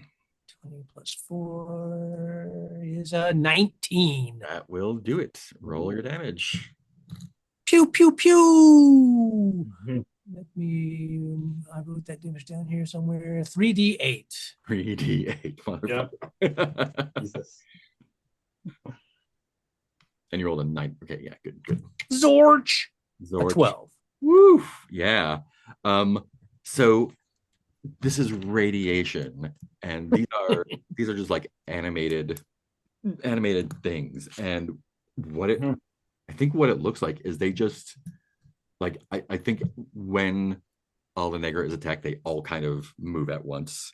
And the one that you shoot, you do only manage to hit one, but it's like kind of like running at you, and then before it gets too far, it just falls into a pile of sticks and bone, as of like someone like had just like pulled the string that it was tied together with. It just collapses and just like I was kind of hoping it would freeze, like turn red and then like turn to dust, kind of like when you got hit by a phaser blast in like Star Trek the original series. Exactly. Klingon disruptor. Yeah. But y'all have the rest of y'all have time to do something before they get to you. What can our moon witch do? Ooh. We got an autocar too. Yeah, let's get Skelly and if Adoron. Yeah, for sure. Can do something. The real people. Let's go. Adoron will challenge you on that concept. I am not a real people. Skelly's pronoun is literally it. Okay, so there's how many left? One? There's one on each side plus the one that is attacking Alba Negra. Oh, there's like three. Okay. Do these things have it? These things don't have like any kind of like cognitive process. Like they don't really have a brain, right? Yeah, they just have like a spirit that animates them. Okay. I mean, I can either shoot them with my six shooter, or I wonder,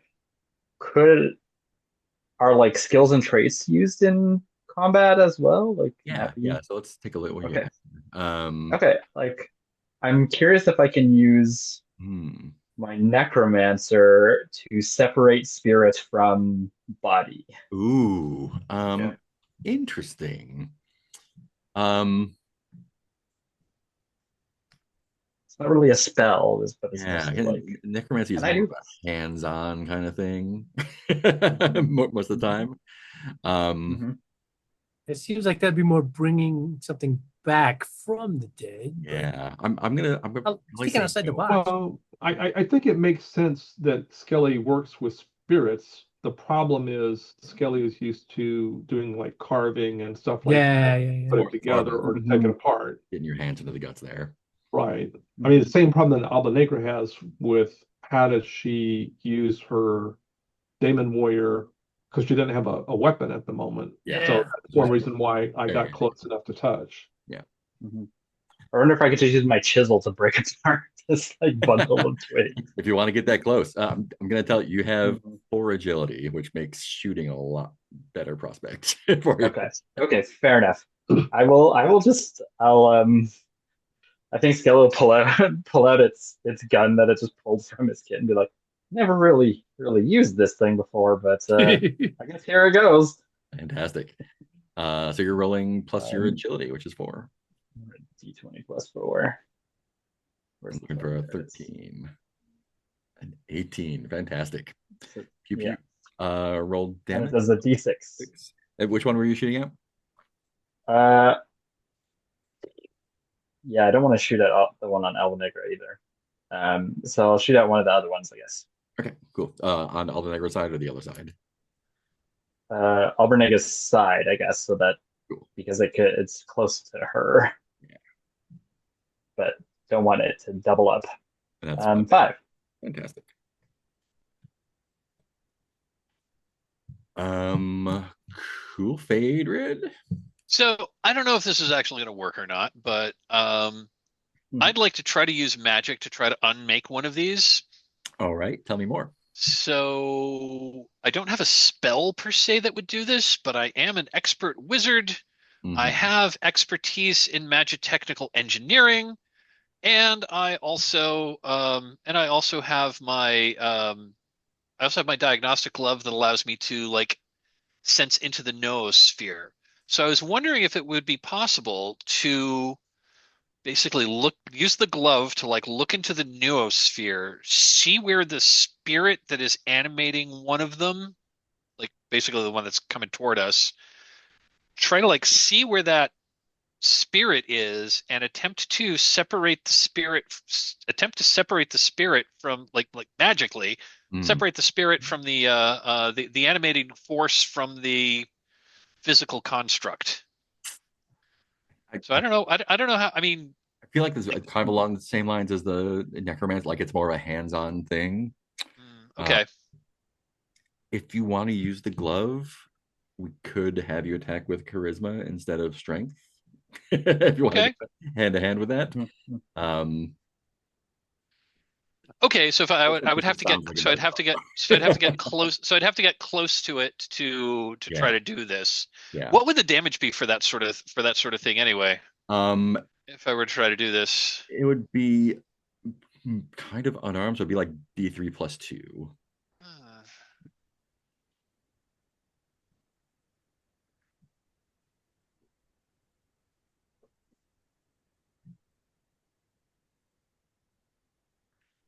There's that, or I could pull out my porcelain pistol and shoot, but I got a +0. I got a +0 in that because I'm not trained in it and I don't have a bonus on agility. I think I am going to do that. I think not the pistol. I think I'm going to try to like move forward using the glove to like reach into the noosphere, and I'm going to try to like rip like in the noosphere. I'm going to try to rip the bindings apart, kind of. Yeah. Like I want to try like forcibly remove the spirit that is animating these. Cool. Make me a roll plus charisma. Is wizard going to come into play here? I don't think it is yet. I think okay. This is new territory. Got it. Okay. I'm an expert wizard. I never get to roll with that. Okay.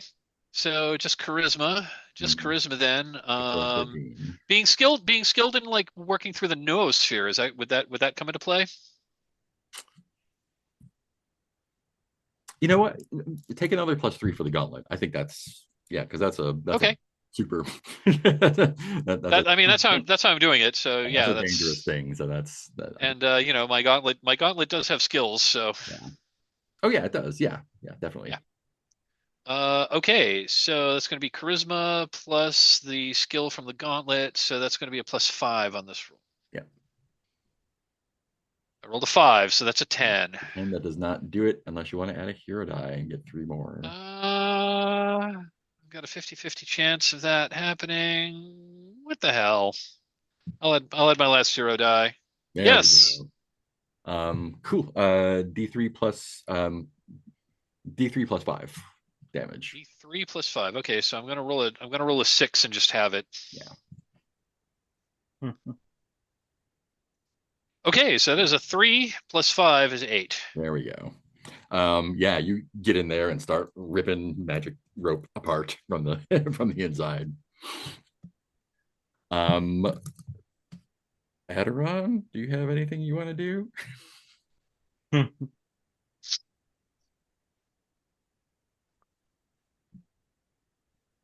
Can't tell if Teal is there or if he's frozen. I Might be frozen. Oh, there he goes. there we go. Adoron is offline, unfortunately. um, I can. Do we want to get the NPCs involved in this? I would kind of like to bring in at least Autocar and the Moon Witch. Okay. Yeah, that's my thinking. I think the Moon Witch should probably have something up her sleeve. I don't know what, but something. Did she have? Did you give her a rifle? Did folks have rifles? There were rifles in a caravan. We have, yeah, we have, sure. yeah, we have a, yeah, we've got a number of just nomad bolters or stepland bolters that we've acquired. Oh, and we've also got oh yeah, we also from the necromancers that were a much worse fight than we thought. The we've got 3 necro warded bolter rifles. Ooh. Where do we have those? I don't know what the necro warding does, but Oh yeah, those were yeah, because they had the defensive thing when you tried to attack them. Yeah. Right. So yeah, they're both rifles that have extra defense. so basically they give you some they give you the equivalent of some armor when you're using one or something like that. Against magic. But yeah, if you want to say that she has one of those, let's make her roll. We can totally say she has one of those. Yeah. Who wants to roll for Yasa? It's gonna be just +1 and looking for a 13. She's my friend. I get the Moon Witch we're talking about. Yeah. Yep. Yeah, Yes. I'll roll for her since she's my friend. Yeah. 8. We also have Centena and thing still. Yeah. And Dolce. And Dolce. I'm gonna say Dolce is definitely attacking. Who would like to roll for Dolce? I'll roll for Dolce and Centena. Cool. Dolce is gonna be a straight roll.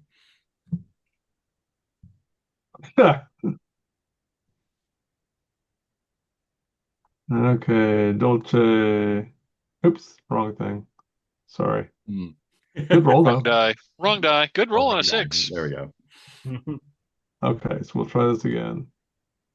Dolce gets a 9. Dolce is not effective with anything. Yeah. And then Centena, who's a little bit higher level, will also take a shot. Centena will take a shot past Alba Negra because she thinks she's a good shot. All right. Oh, Looks like she is a good shot. Hey, bam. What damage is D8 on those rifles? Yeah, D8, I believe. Great. Ooh, yeah. Is she attacking the one that is attacking Aldenegra or the one that's near her? She's actually attacking the one that was attacking Alba Negra. Yeah, that thing just gets blown apart. Oh, a scavenger bolter actually does D10, but we'll know for next time. Even better. An Autocar. Who wants to roll for Autocar? Is Autocar waiting into battle? I think Autocar would be wading into battle. Great. I can roll for Autocar. Ooh, I don't know what I'm adding.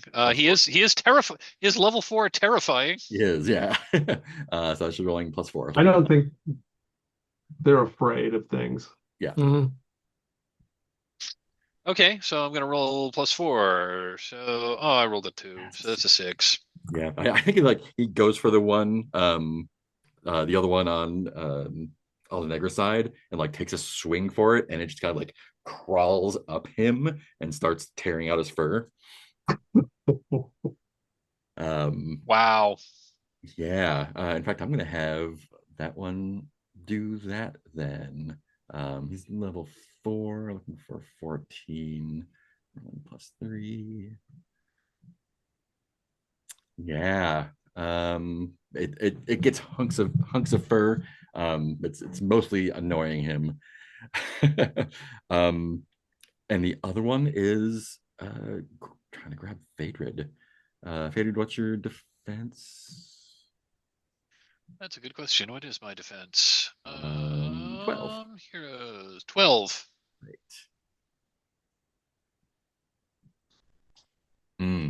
Yeah, it is as ineffective against you as you are against it. I think it's trying. I did damage against it. And I think it while you, oh yeah, that's true. You're the one that did that. As you're pulling it apart, it is trying to it is trying to get at you, but every time it takes a swipe at you, like you pulling out another magic cord from the inside. Nice. These are pretty wrecked. Just tell me how you finish them up.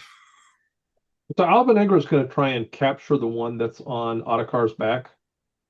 It's not going to be captured. Okay. Right now, it's going to keep attacking. Okay. Well, because that is its nature. Yeah. Yeah. Unfortunately. Yeah, she's trying to learn what she can from how these are made, because. Yeah. I think probably how it works out that like Phaedra continues ripping that one apart from the inside, and Ottokar just grabs the one off his back and like Hulk smashes it across against the rock. Leaving he does it like what in the Avengers what the Hulk did to Loki. Yeah, bam, exactly. Bam, bam, bam. Just holding a stick at the end. Okay. But now. So Albanegro wants to see if there's any magical resonance left on any of the parts. I mean, there's residue. I don't know about resonance. Okay. I was trying to figure out if these could be used to create a more magically useful weapon. Yeah, and likewise, I was going to try to like poke through to see if there were any like particularly interesting like enchanted bits that were like totems or something that had been infused into these that would be valuable. Oh, interesting. Let me take so basically, if we were playing Trophy Gold, I'd be like, I want to make a gold roll. Yeah. Actually, Golem to finish.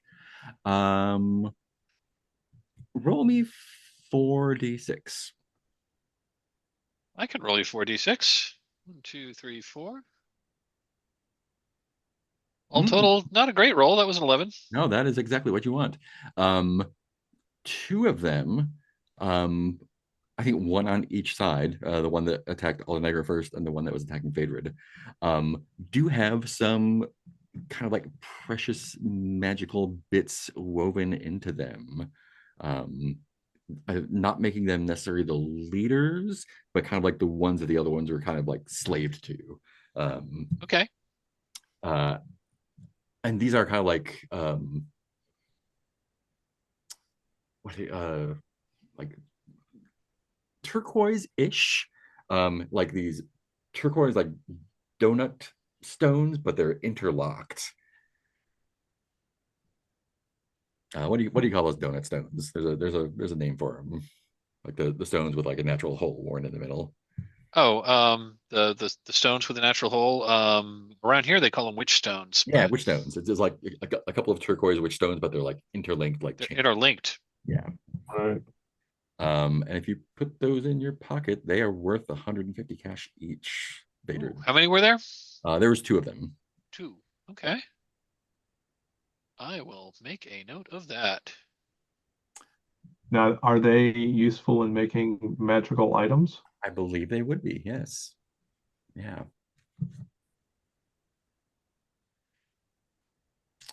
And y'all got to a fight, so there's no resting.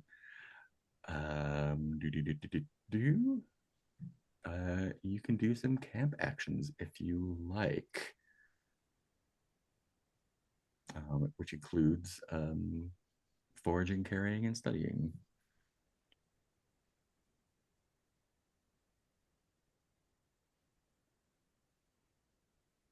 What was the second thing you said? Forage, care, or study. So healing up if you want. And how much were those turquoise discs? I'm just making a note of it and trying to find a place to actually put that on the caravan. There was 2 of them. They would be worth 150 each if at market value.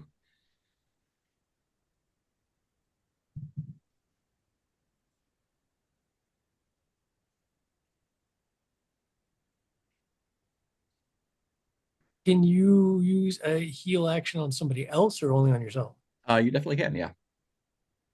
And I have some so who is damaged and needs healing? Because I have access to some magical healing. I think all the Phaedra, honey. Yeah. Yes, but doesn't your magical healing hurt you and therefore then you need healing? Oh, a little bit, but then I take a heal action, but then I take a rest action. It does, but it doesn't, but not all that much, but it doesn't hurt all that bad. It's because it's a second, it's like casting a second level spell. Mm-hmm. So I'm going to cast, So I'm down 8. So you're down Down 8. 2-4, yeah. Okay. 4, yeah. So I am going to cast Helesthetic Realignment. Fantastic. Words to cause pain or take it away from somebody else. Spend 2 life to restore or remove d6 plus 1 life. I'm going to overcharge that to heal 2d6 plus 2. Great. Make me a charisma roll. And do I get to add wizard to that? Sure do. Yeah, and we're just looking for 13. Okay. Well, my wizard is, I am an expert wizard, so I get to add 8 to this roll. And I rolled an 11 on the dice, so that is a 19. 100% do it. So it heals 8 points of damage. Perfect. Yay. Mends you right up. Thank you. Mends you right up, and it does 4 points of damage to me. She gives you a little kiss on the cheek. Aw. And then she makes you some mushroom soup because she wants for you to heal too. Not that mushroom soup will heal you, it's just good for you. It's good for the soul. Yep. And if it's special mushroom tea, it also makes the colors more intense. Not tea, it's soup. Tea is Adoron's thing. Got it. Soup is just thick tea. Yeah. Cool. What do the rest of y'all want to do with your camp actions? Does anybody still need healing? Phaedrid. Oh. I mean, I was just going to take my camp action, I was going to rest. I think that spell would have been your camp action. Oh, the spell. Right. Oh, just casting a spell would be a camp action. Well, I guess not. No, that never mind. I rewind. That doesn't make any sense. So so you could rest up, get that back. Okay, but you can't rest if you took damage in combat, right? You can. I did not. No, you can take a rest action if that is your action. Gotcha. So after an encounter, if you weren't doing stuff, everyone gets an automatic rest action. But if you were doing stuff, then you have to explicitly take a rest action. Gotcha. Okay. I guess for lack of anything better to do, I'll just forage. Great, cool. Give us a roll plus your traveler, plus, and you had plus your beetle horse stuff, right? Yeah, beetle horse has a skilled forger. Traveler is expert now. Expert is what? Is expert plus 6? I keep 6. Experts plus 6. Experts plus 6. Beetle horse is skilled, so gets another 3 on there. 9 total. So that's a 21. That's a 21. You get 4 sacks of supplies. Hey guys, look what I found. Ooh, excellent. These are some really tasty plants. Who else? Yeah, I guess is it so to study, like I could increase or I could work towards increasing one of my traits to the next level up, right? Is that how that works? Yes. Yeah. Yeah, okay. I think then Skelly will pull out like an old book that it found like when it was on the run before. Just like you know, I think it's like a, necromancy 101 or something like that. It's like, oh, I haven't fully read this textbook yet. So just the basics, then start trying to work towards leveling up necromancer to expert level. Awesome. Are you pulling that out of your kit, the book? Oh yeah, I guess that's how that would be. Cool. Go ahead and make Necromancy 101. Roll plus thought. All right. That is 18. We'll do it. That'll get you 1 out of 3 successes. Probably a better idea. I always forget about you're going to the next level. I always forget about studying stuff I already have to improve it. Yeah. I'm like, I don't need any new traits. I'm like, I could improve all my traits. So going from skill to expert, do you need 3 successes for that? It's gonna be or 6 6 to go to the next level. 6. Okay. So you got 1 of 6. 1 of 6. 1 of 6. All right. There we go. Anyone else? Yes, if I can stay online long enough to do it. So first, Albanegra is going to use her study of the totems to try and expand her knowledge of botany from the perspective of plants' association with magical noospheric Love it. aspects. Go ahead and roll plus thought.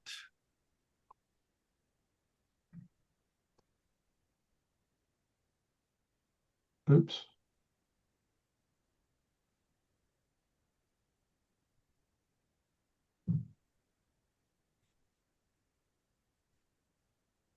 Oh, did we lose him again?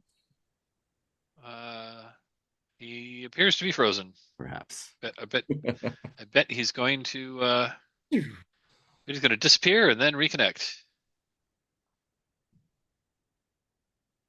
Other than Altanegra and Adoron, everyone's gone, right? Yep. Okay, cool.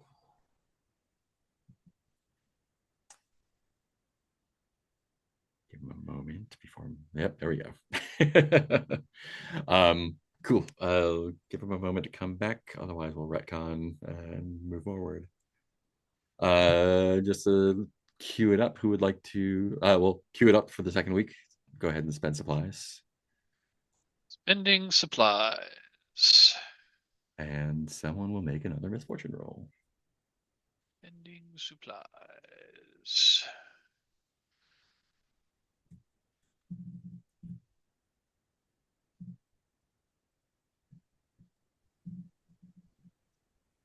I guess I could roll misfortune this time around. Awesome. That'll just be a straight D20 for you, I think, right? Yeah. All right. Yeah.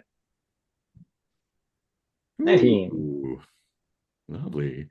Yeah, howling winds as we approach the chasm of the glass bridge. The area that you're traveling through, you know what, let me roll for one of those as you're going through there.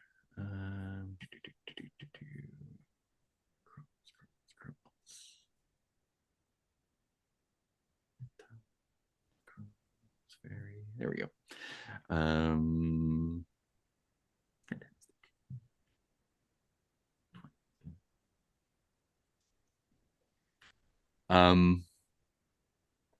Yeah, so the territory you're traveling through, there are a bunch of other kraals in the area, corrals basically. This is a you come across one that is kind of like built in this ring of kind of like spiny coral.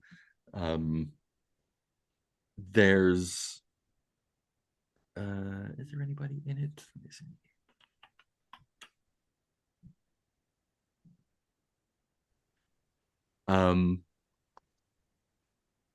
Yeah, it is unoccupied right now. If you were to hole up here, it would be a pretty good defensive position, but there's no reason to unless you want to stay in the middle of nowhere for a while. But the kind of to the on your left to the south, you can still kind of see the near moon just over the horizon. But the area that you're traveling through is this big basically a big ridge that's been kind of pulled out of the earth. The force seemed like either the force that is keeping the moon up, or maybe it's the moon itself has kind of buckled the earth, and there's this long long ridge that is really is like a 2 mile fault that is kind of splitting the otherwise super flat steps to the left. It just looks really cool. There's a lot of a lot of wind coming off of the lake to your right in the river. It's just kind of like this really kind of just awesome sight and it was like upside down Grand Canyon, right? um, but yeah, you are otherwise able to get through that area with less misfortune. Um, and let's see. So Mhm. this is a question for the I guess this would be an in-character question, but I'm going to go out of character for the other players. Yeah. Would you be interested in going straight to Gullgrass, or do we want to explore around Three Sticks Lake now that we're at the Glass Bridge? Or do we want to now that we're at the Glass Bridge, do we want to do a little exploration at this? Do we want to do a little trying to find discoveries?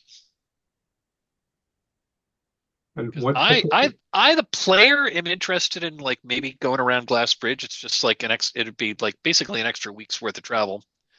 But we're going to hit another. We would hit another because we could go straight to Gullgrass in a week, or we could go to Three Sticks Lake, and we could go from here to Three Sticks Lake for 1 week, and then another week to Gullgrass. Because I'm curious, and the more we explore, the more experience, the more stuff we find, and the more Sure. experience we get.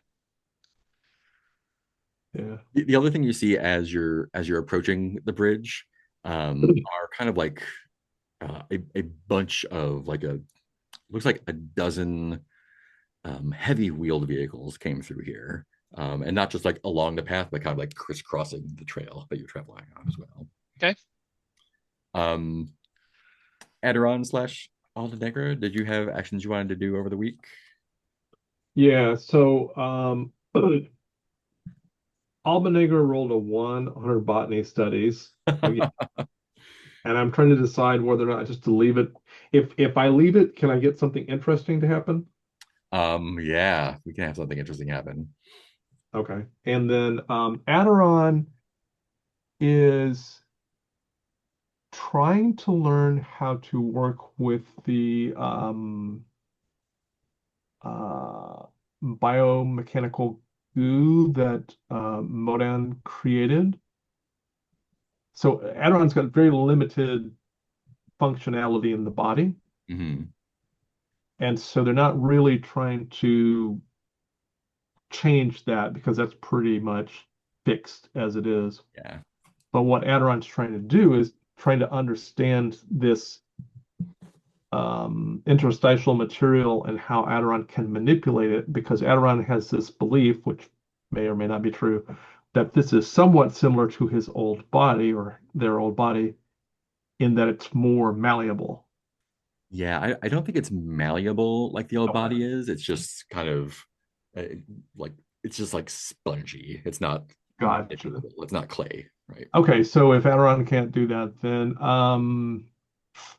wow. Uh Give me 1 second. I don't even have anything in training at the moment. Adoron's gonna go back and just this is pretty boring, so Adoron is going to go back and spend some more time with the rebuilder. Mm-hmm. And uh oh, Adoron is before Adoron does that, is the teacup with the party? Oh yeah. I think we would Yeah, have given Adoron his tea. I yeah, think we would have given Adoron his teapot back yeah. once he was reconstituted with a body, if not his own body, which was unfortunately completely destroyed. Yeah. In that case, Adoron is going to reach out to the teacup and go into the noosphere. Mm-hmm. And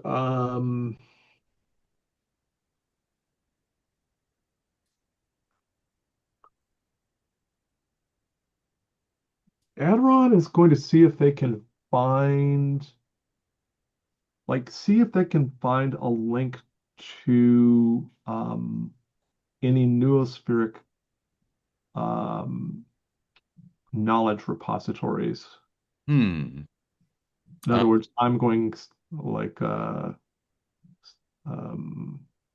surfing Yeah. the net. Are you looking for anything in particular? Yes, well, I'm mostly interested in things that might reference either the Death-Facing Passage or the Rebuilder. Interesting. Okay. Give me an aura roll for that. Okay. See what that's like. 12. 12. Um, I think that gives you like the idea of I think you're getting like impressions of places that you can explore. I don't think you're there yet. Okay. I think So you'll I'm like making my way through yeah connections on the net. yeah. Okay. Um, cool. But you roll up to uh, so this is not the bridge itself. Um, this is the first place you get to is this place called Red Bear Village. Um, as you're approaching the area, you're on the it's like the high moon step and the high horse step. They're kind of sliced by this valley of the old river. If we look on the map, basically you're like the path, the trail you're taking is kind of paralleling this river that splits off from the Moon River to the west. And you're on the high horse step, and there's this river, gully that goes between these two large flat areas. Um, and as you approach the Glass Bridge area, you can see the Three Sticks Lake ahead of you. The river flows out of it, yeah. And I was gonna say it looks like the old river is a tributary of the Moon River, and things are mostly flowing to the south. yeah, exactly. Um, and you're getting this like deeply chilling wind coming off of the lake to the north. As you travel west, it stays darker and darker. The purple haze stays more and more. This you don't see the sun at all until well past noon, and at night, the wind gets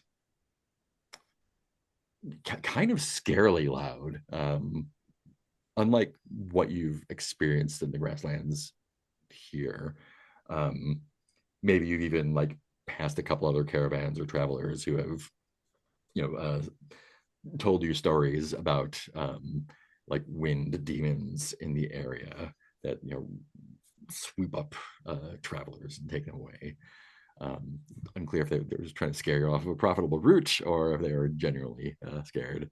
But as you get to the lake area, the geography starts to get a little bit more interesting. We have more mesas, more giant boulders, craters, as the especially in the area to the south, where the to your left, where the land has been kind of buckled.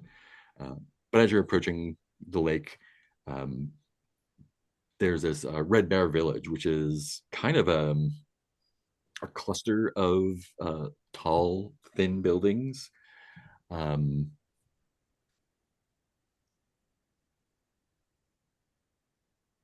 yeah, and the lake kind of is on the edge, your side of the crossing of the old river there.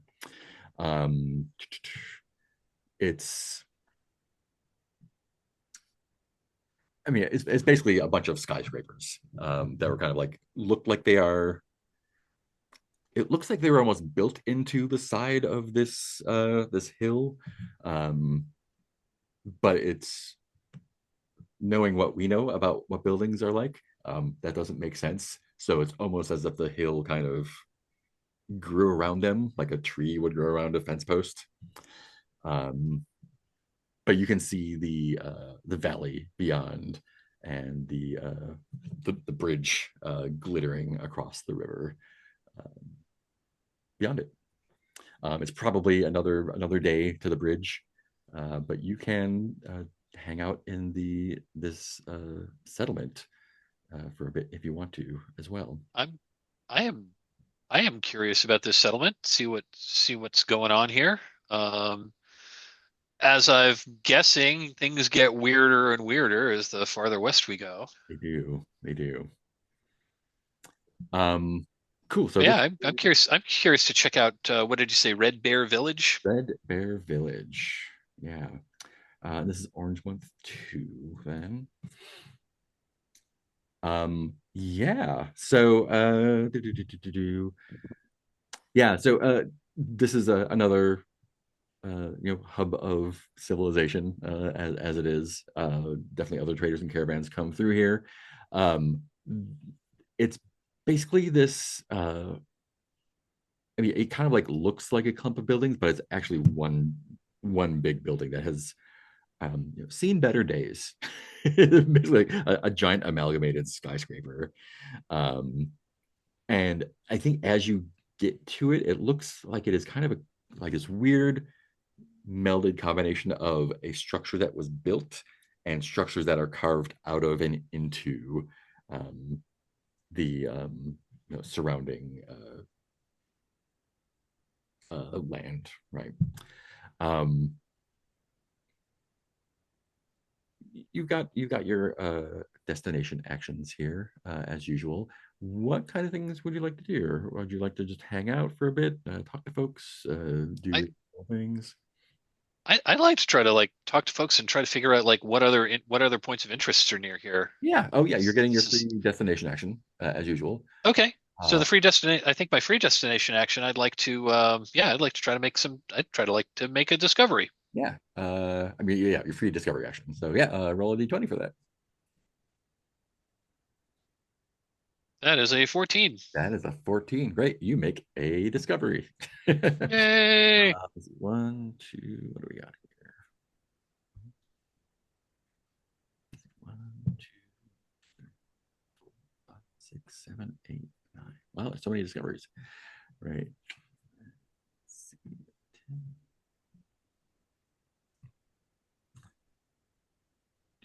10. I also totally forgot to apply my new irresistible damage when we had that battle back there. Oh, that's true. That would have been an additional 5 points to the one person I hit and obliterated. They would have been extra obliterated.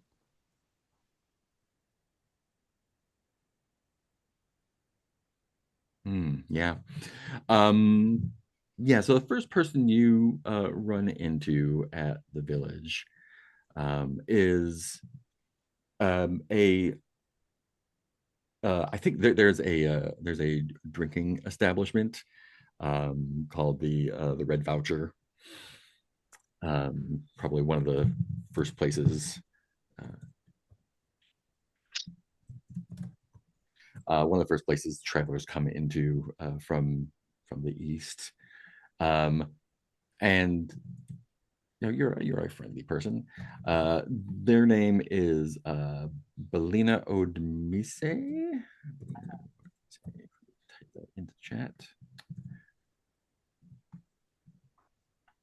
And they are rather drunk. They are, but they are also charming. They introduce themselves as a scientist. That's interesting.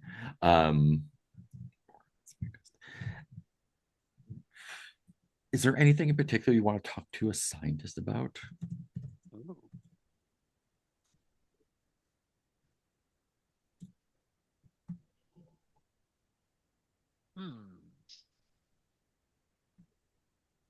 A scientist, you say? Yeah.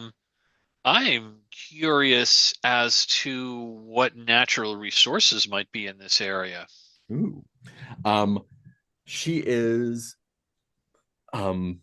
she like makes a joke. It's kind of dismissive, I think. and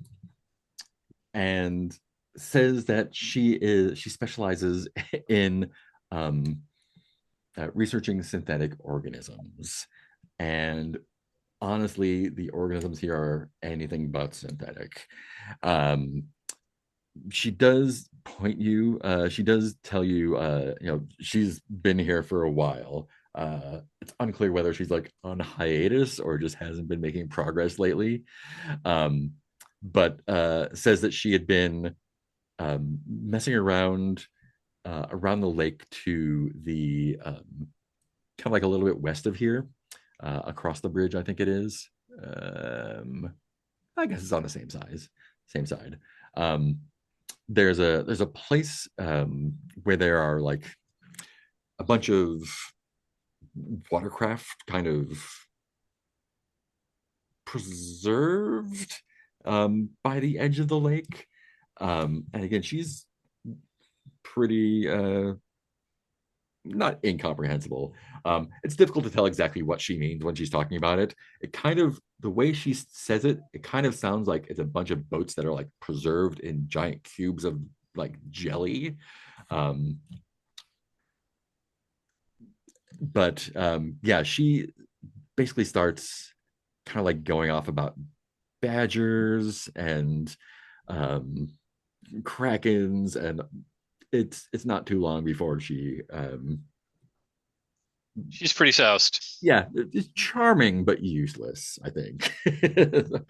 Got it. But what was the lead she gave us? Like it is a lead towards a place called the Fairy Graves, Ferry Graves. Fairy Grave. Yeah, it's just to the west of here. Now, is this something that other characters might have observed? Oh yeah, absolutely.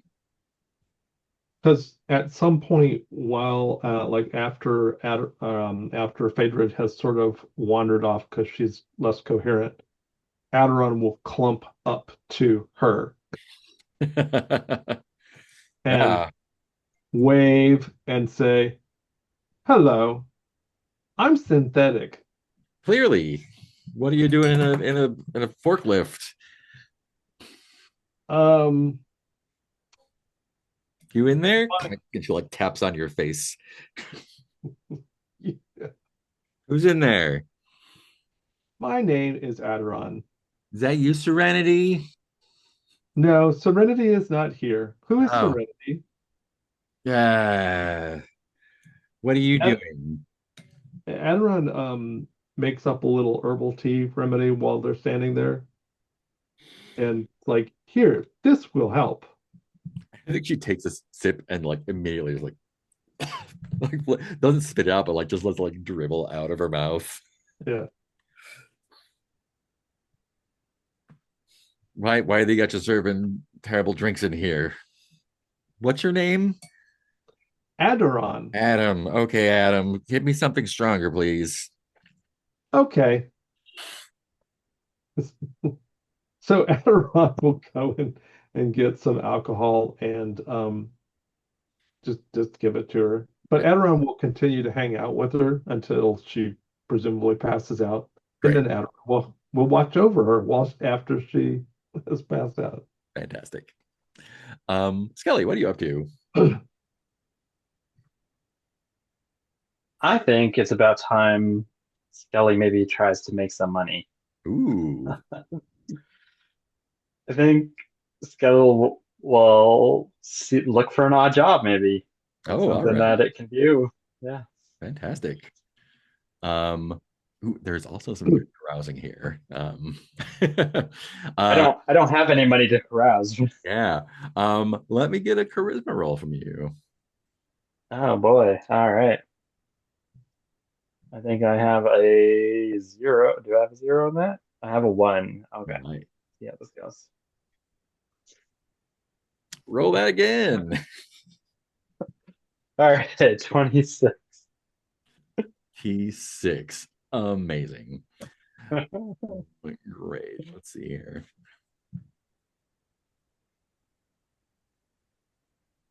I don't even know what that means. I need to look something up. A rather charming skeleton, apparently.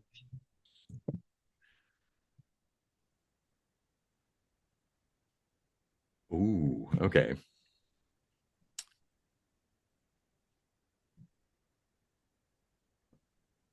Interesting. All right. Wow, where would you get that? So asking around, and this is a not necessarily a tourist destination so much, but there are a fair number of varied travelers here, and eventually you're pointed in the direction of a of a nomad, a lime nomad, name of Sia Igrati. I will type that name out here. Does not look so. Lime nomads are folks that travel just to the west of the Rainbow Lands, and this does not sound like a lime nomad name to anyone's ears.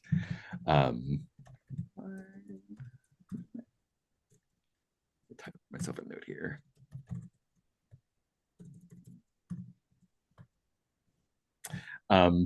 They are, when they see you, they are amazed. So they are, they're kind of like draped in these robes of like sort of like citrusy colors, like pale yellows and greens and blues, and they are just fascinated with you. Where do you think you run into them? Well, if they're a nomad, I would imagine that they probably wouldn't want to be like right like where there's like lots of people milling about. Mm-hmm, mm-hmm. So probably closer to the edge of the settlement, I'm guessing. Yeah, and there's actually let's see where that is. There are staying here is actually free, I think. Forward near Moon Glass Bridge. There we are. Yeah. So there is a Red Bear guest and servicing accommodation here. Free and safe and damp and unsanitary gashes carved out of the layers in here. And I think they are holed up by themselves. Also unusual because nomads generally travel in groups, and it is unusual to see. Usually if you see one by themselves, it is trouble one way or the other. Either they're in a bit of trouble or they're looking for it. But they don't seem that way. There's something about them that feels like very compelling but strange, like they are from somewhere else. Okay. And they, in the process of like asking you all about yourself and trying to like understand who and what you are, they just like want to learn everything about you. They have they pull out like a small, like it's a like a roll of like deep blue velvet cloth and kind of unroll it and say, look at this. And what they produce are, there's two look like feathers, but they're like almost, they're like these deep violet, bluish, indigo feathers that like look like they're made of crystal almost. It's they're like they're so vivid, they're almost hard to see. And like when you like kind of like meet their eyes again and look back, it's just like a bunch of looks like rabbit pellets, like it looks like some sort of dung in the bag. And they like look at you expectantly. So sorry, it looked like feathers, and then when I looked back again, it looked like dung. Yeah, it just looked like a bunch of like, Okay. yeah, like a cow patty or something, like a dried crumbling of dung. I'll sort of look at them and be like, Well, that certainly is peculiar. You saw it though, right? I definitely saw something other than what I'm looking at now. What did you see? But yes, that looked like some beautiful feathers from a creature I ain't seen before. Ultra J feathers. You saw them, right? I did. Do you want to help me find them? Oh, Like, these kind of like these breathing, things kind are of around. like their They're pupils like are a little dilated, almost even. they're like, okay, all right, now, friend, you can just settle yourself. This is a pretty interesting thing. Are you maybe with a bit more information? Uh, I can decide. But these creatures live around here, I take. Do you know how much these go for back in Violet?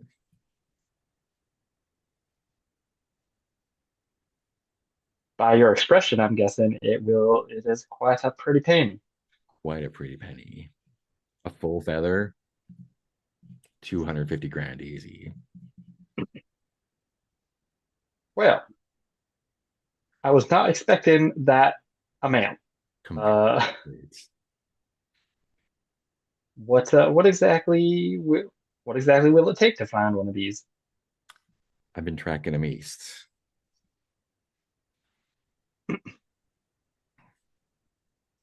Well, how, We just how got do to you find expect it. I can help? We just got to. You're not like the others. You got something about you. There's something. I don't know where you're from, Well, that makes two of us, partner. right? That does make two of us. I don't know where I'm from either. I Well, can see. I can see. It's like a spiral, right? Can you see it? It's like it's like a labyrinth almost, right? Do you see it? And they like expectantly look back at the cloth. okay, I'll take a glance back at the claw. No, it's just dung. It's like it's like a billion snakes, like a billion white snakes. Do you know what I mean? Well, I can't rightly say that I do. However, um, I suppose I am willing to assist you in this matter. How shall we split this? I'm leaving tomorrow in the morning. And you're headed back east. No, I'm headed east.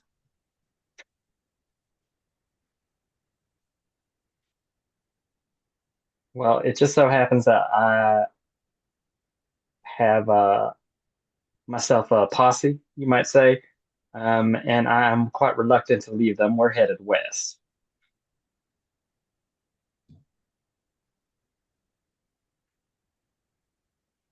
I don't know if I. That's 500,000. The two of them. How long do you expect to be gone for? However long it takes. When's the last? How long would it take you to make 500,000 cash? How? Okay, so What do they pay you? just so that, oh, well, I don't get any money. Ah, Uh, there it is. You're not morally opposed, are you? Morally opposed to what? Drugs. Drugs? Feller, I don't even know if I can get high.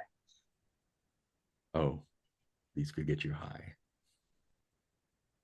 They could send you all the way up.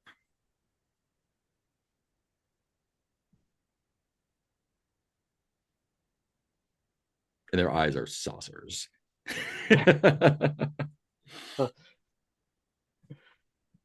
Like, okay, so I don't really know what I'm being asked to agree to here. And they like grasp your bony hands. Like, come with me. We're supposed to be together. We're gonna be rich, you and me. We're gonna find this bird. We're gonna pluck it. We're gonna take it to the Violet City, and we're gonna live like kings for the rest of our lives. What do you say?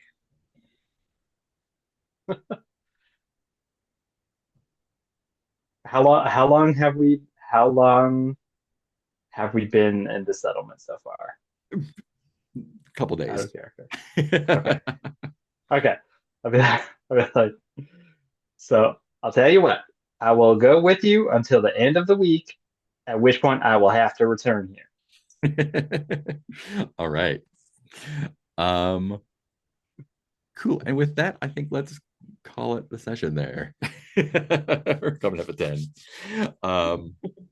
Awesome. Let's see. We went here and there. Boom. 300 XP each. And let's do some stars and wishes. And let's start with Mark. That last little bit has really thrown me for a loop because still learning the system is like, what does this mean? Does this mean we're splitting the party? I have no clue. So we'll see how that goes. And I'm looking forward to seeing what kind of bizarre antics will occur. I think there was big star to all of the I mean, it's the time that I've spent with you all so far there's been this huge Adoron thing, and there's been so much anticipation behind finally this character coming back. So I say stars to everybody for all of the work together to make it happen, even though maybe it's not in the most ideal circumstances. And I was excited to finally get a look at Adoron coming back. So that was fun. Any wishes? Oh yeah. No, I mean I'm good. Thoroughly confused by lots of stuff, but I think that's a good thing in this case. That's how we do it. Awesome. Teal.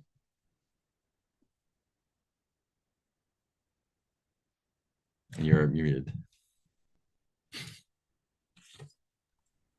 I really appreciate everybody helping Alba Negra out with her botany failure. And by the way, before we close out the session, you need to give me some idea what my latest botany failure has done. Oh yeah, I have an idea. I need to percolate a little bit. Okay. And I like that we are it feels like we're cooperating even more than we did in the past. We're working together on problems, and I like that.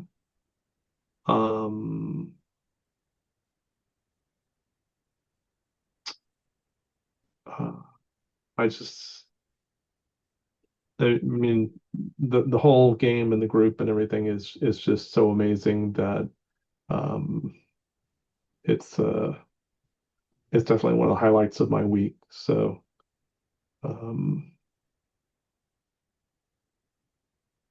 so I don't really have any extra words for amazement. As far as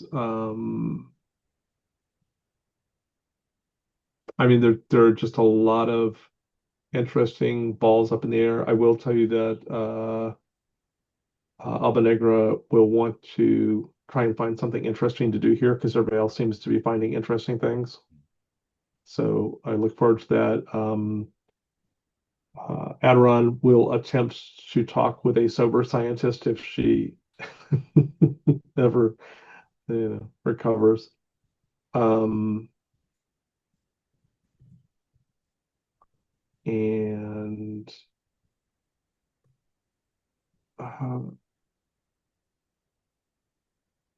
just continue to. Well, I will say one thing. Albanegre is trying to find some way to weaponize her daemon soldier ability a bit better, because she's sort of got lots of skills but not really a weapon to use. So it makes it easy to score hits, but not easy to do damage and stuff. Yeah, I think that's exactly like looking for a weapon you could use in the noosphere is cool. So that's probably the main wish that way.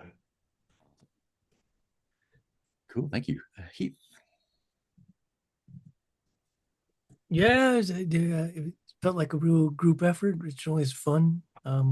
We all did lots of things together, fought and experimented and healed. And I think, am I remembering correctly that Skelly got 3 exploding 20s throughout the just insane.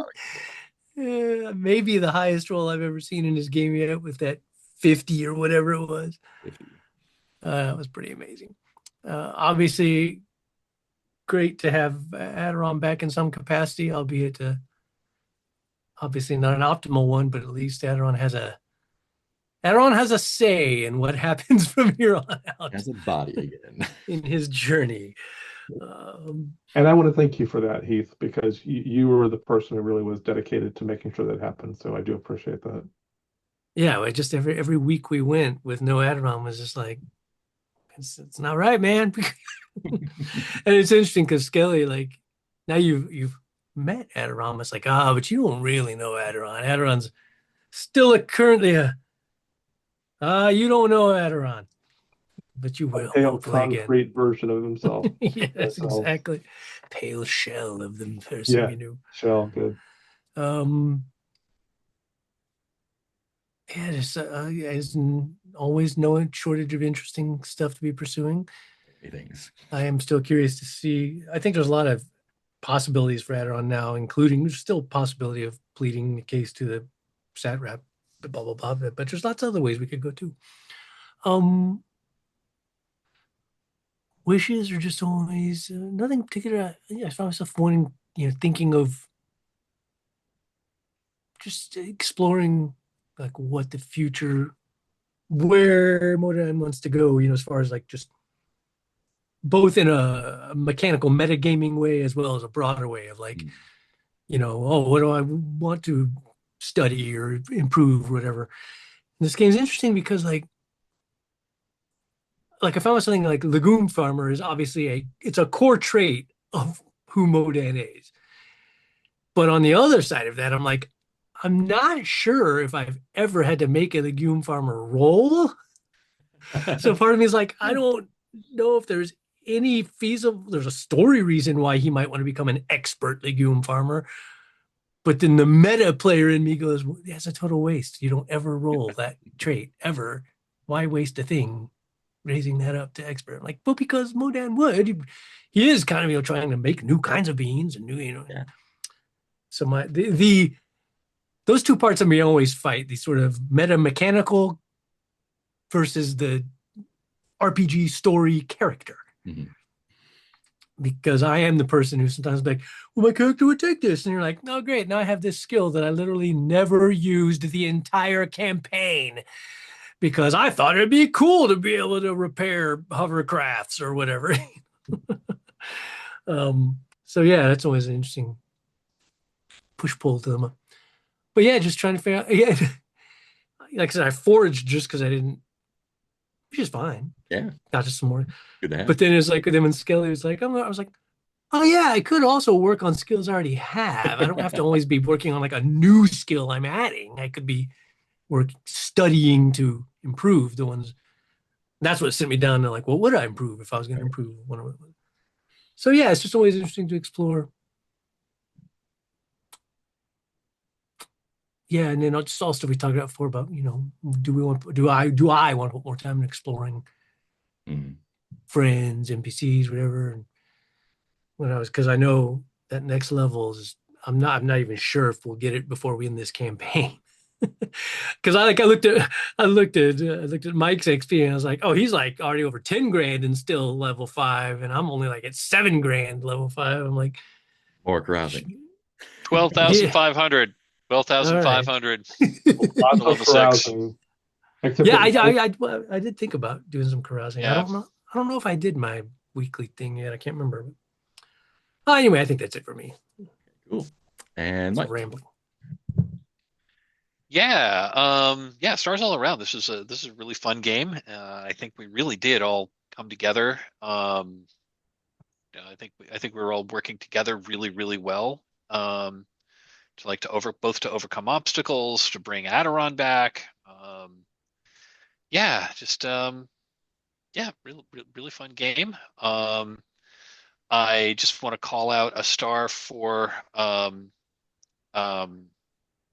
definitely want to call out a star for the interaction between Modan and Adoron for finally reinstantiating Adoron's like soul crystal into a body, even if it's not the best body. Hopefully we'll be able to either upgrade it or get you put into a satrap body or something like that. Because I know that you've got that you sunk a lot of your things into your being able to shapeshift, and you can't do that in this body. So it'd be really great if we could figure out some way you can bring that back, or alternatively, morph that into something else that you were equally skilled at. Anyway, I enjoyed finally getting to do some more interactions with Skelly. Skelly seems like a really interesting character, and I'm hoping that I'm hoping you're gonna get some more spotlight time. But yeah, just the whole your whole thing with getting getting the new energy source was like really cool at the beginning. That was really fun. I also liked how we all kind of got together to try to do some interesting narrative stuff. I mean, this is an OSR game, but we were definitely trying to use narrative things to justify our skills and equipment and whatnot, and say fighting those weird golem things. How we were just well, I mean, I'm a magic guy, and I need to be able to undo magic things. So yeah. So that was fun. And Mark, you were doing the same thing with trying to bring your necromancer and your wizard into trying to fight those guys as well, which I thought was pretty cool. As for wishes, yeah, I'm hoping to get more I got more magic tech stuff. I've been leaning. Phaedrad's been leaning into the technical side of things. I think I want to do a little more of the magic stuff. One wish I would have would be to maybe to get another spell or two. Because I have the Mind Palace special ability that lets me have up to a number of spells per my level that don't count toward my maximum number of skills. So I still have one open slot there. So I'd love to learn another spell. I mean, we've mostly been a non-violent party where we don't usually do a lot of fighting, but I think it would be nice to have another real offensive spell that would be good, because Phaedrad's really not good in melee and he's really not good at ranged combat. So relying on magic, I think, is kind of how he has to do it. So I mean, I think I'm noodling on maybe adapting maybe. There aren't really any good spells I've been looking for when I've been looking in the SDM or the UVG guides. So I may talk to you, Mark, on the Discord to see if we could maybe adapt something from an OS adapt a spell from old school essentials or something like that. Yeah. Cool. So yeah, that's my wishes for Phaedrid to have more a more diverse set of magic at its disposal. Nice. Put that expert wizard to work. Great, cool. That's all I got. I had a great time. Yeah, everyone said all the things already. My brain's a little mushy.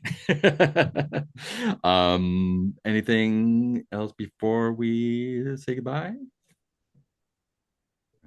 Goodbye, anyone listening or watching.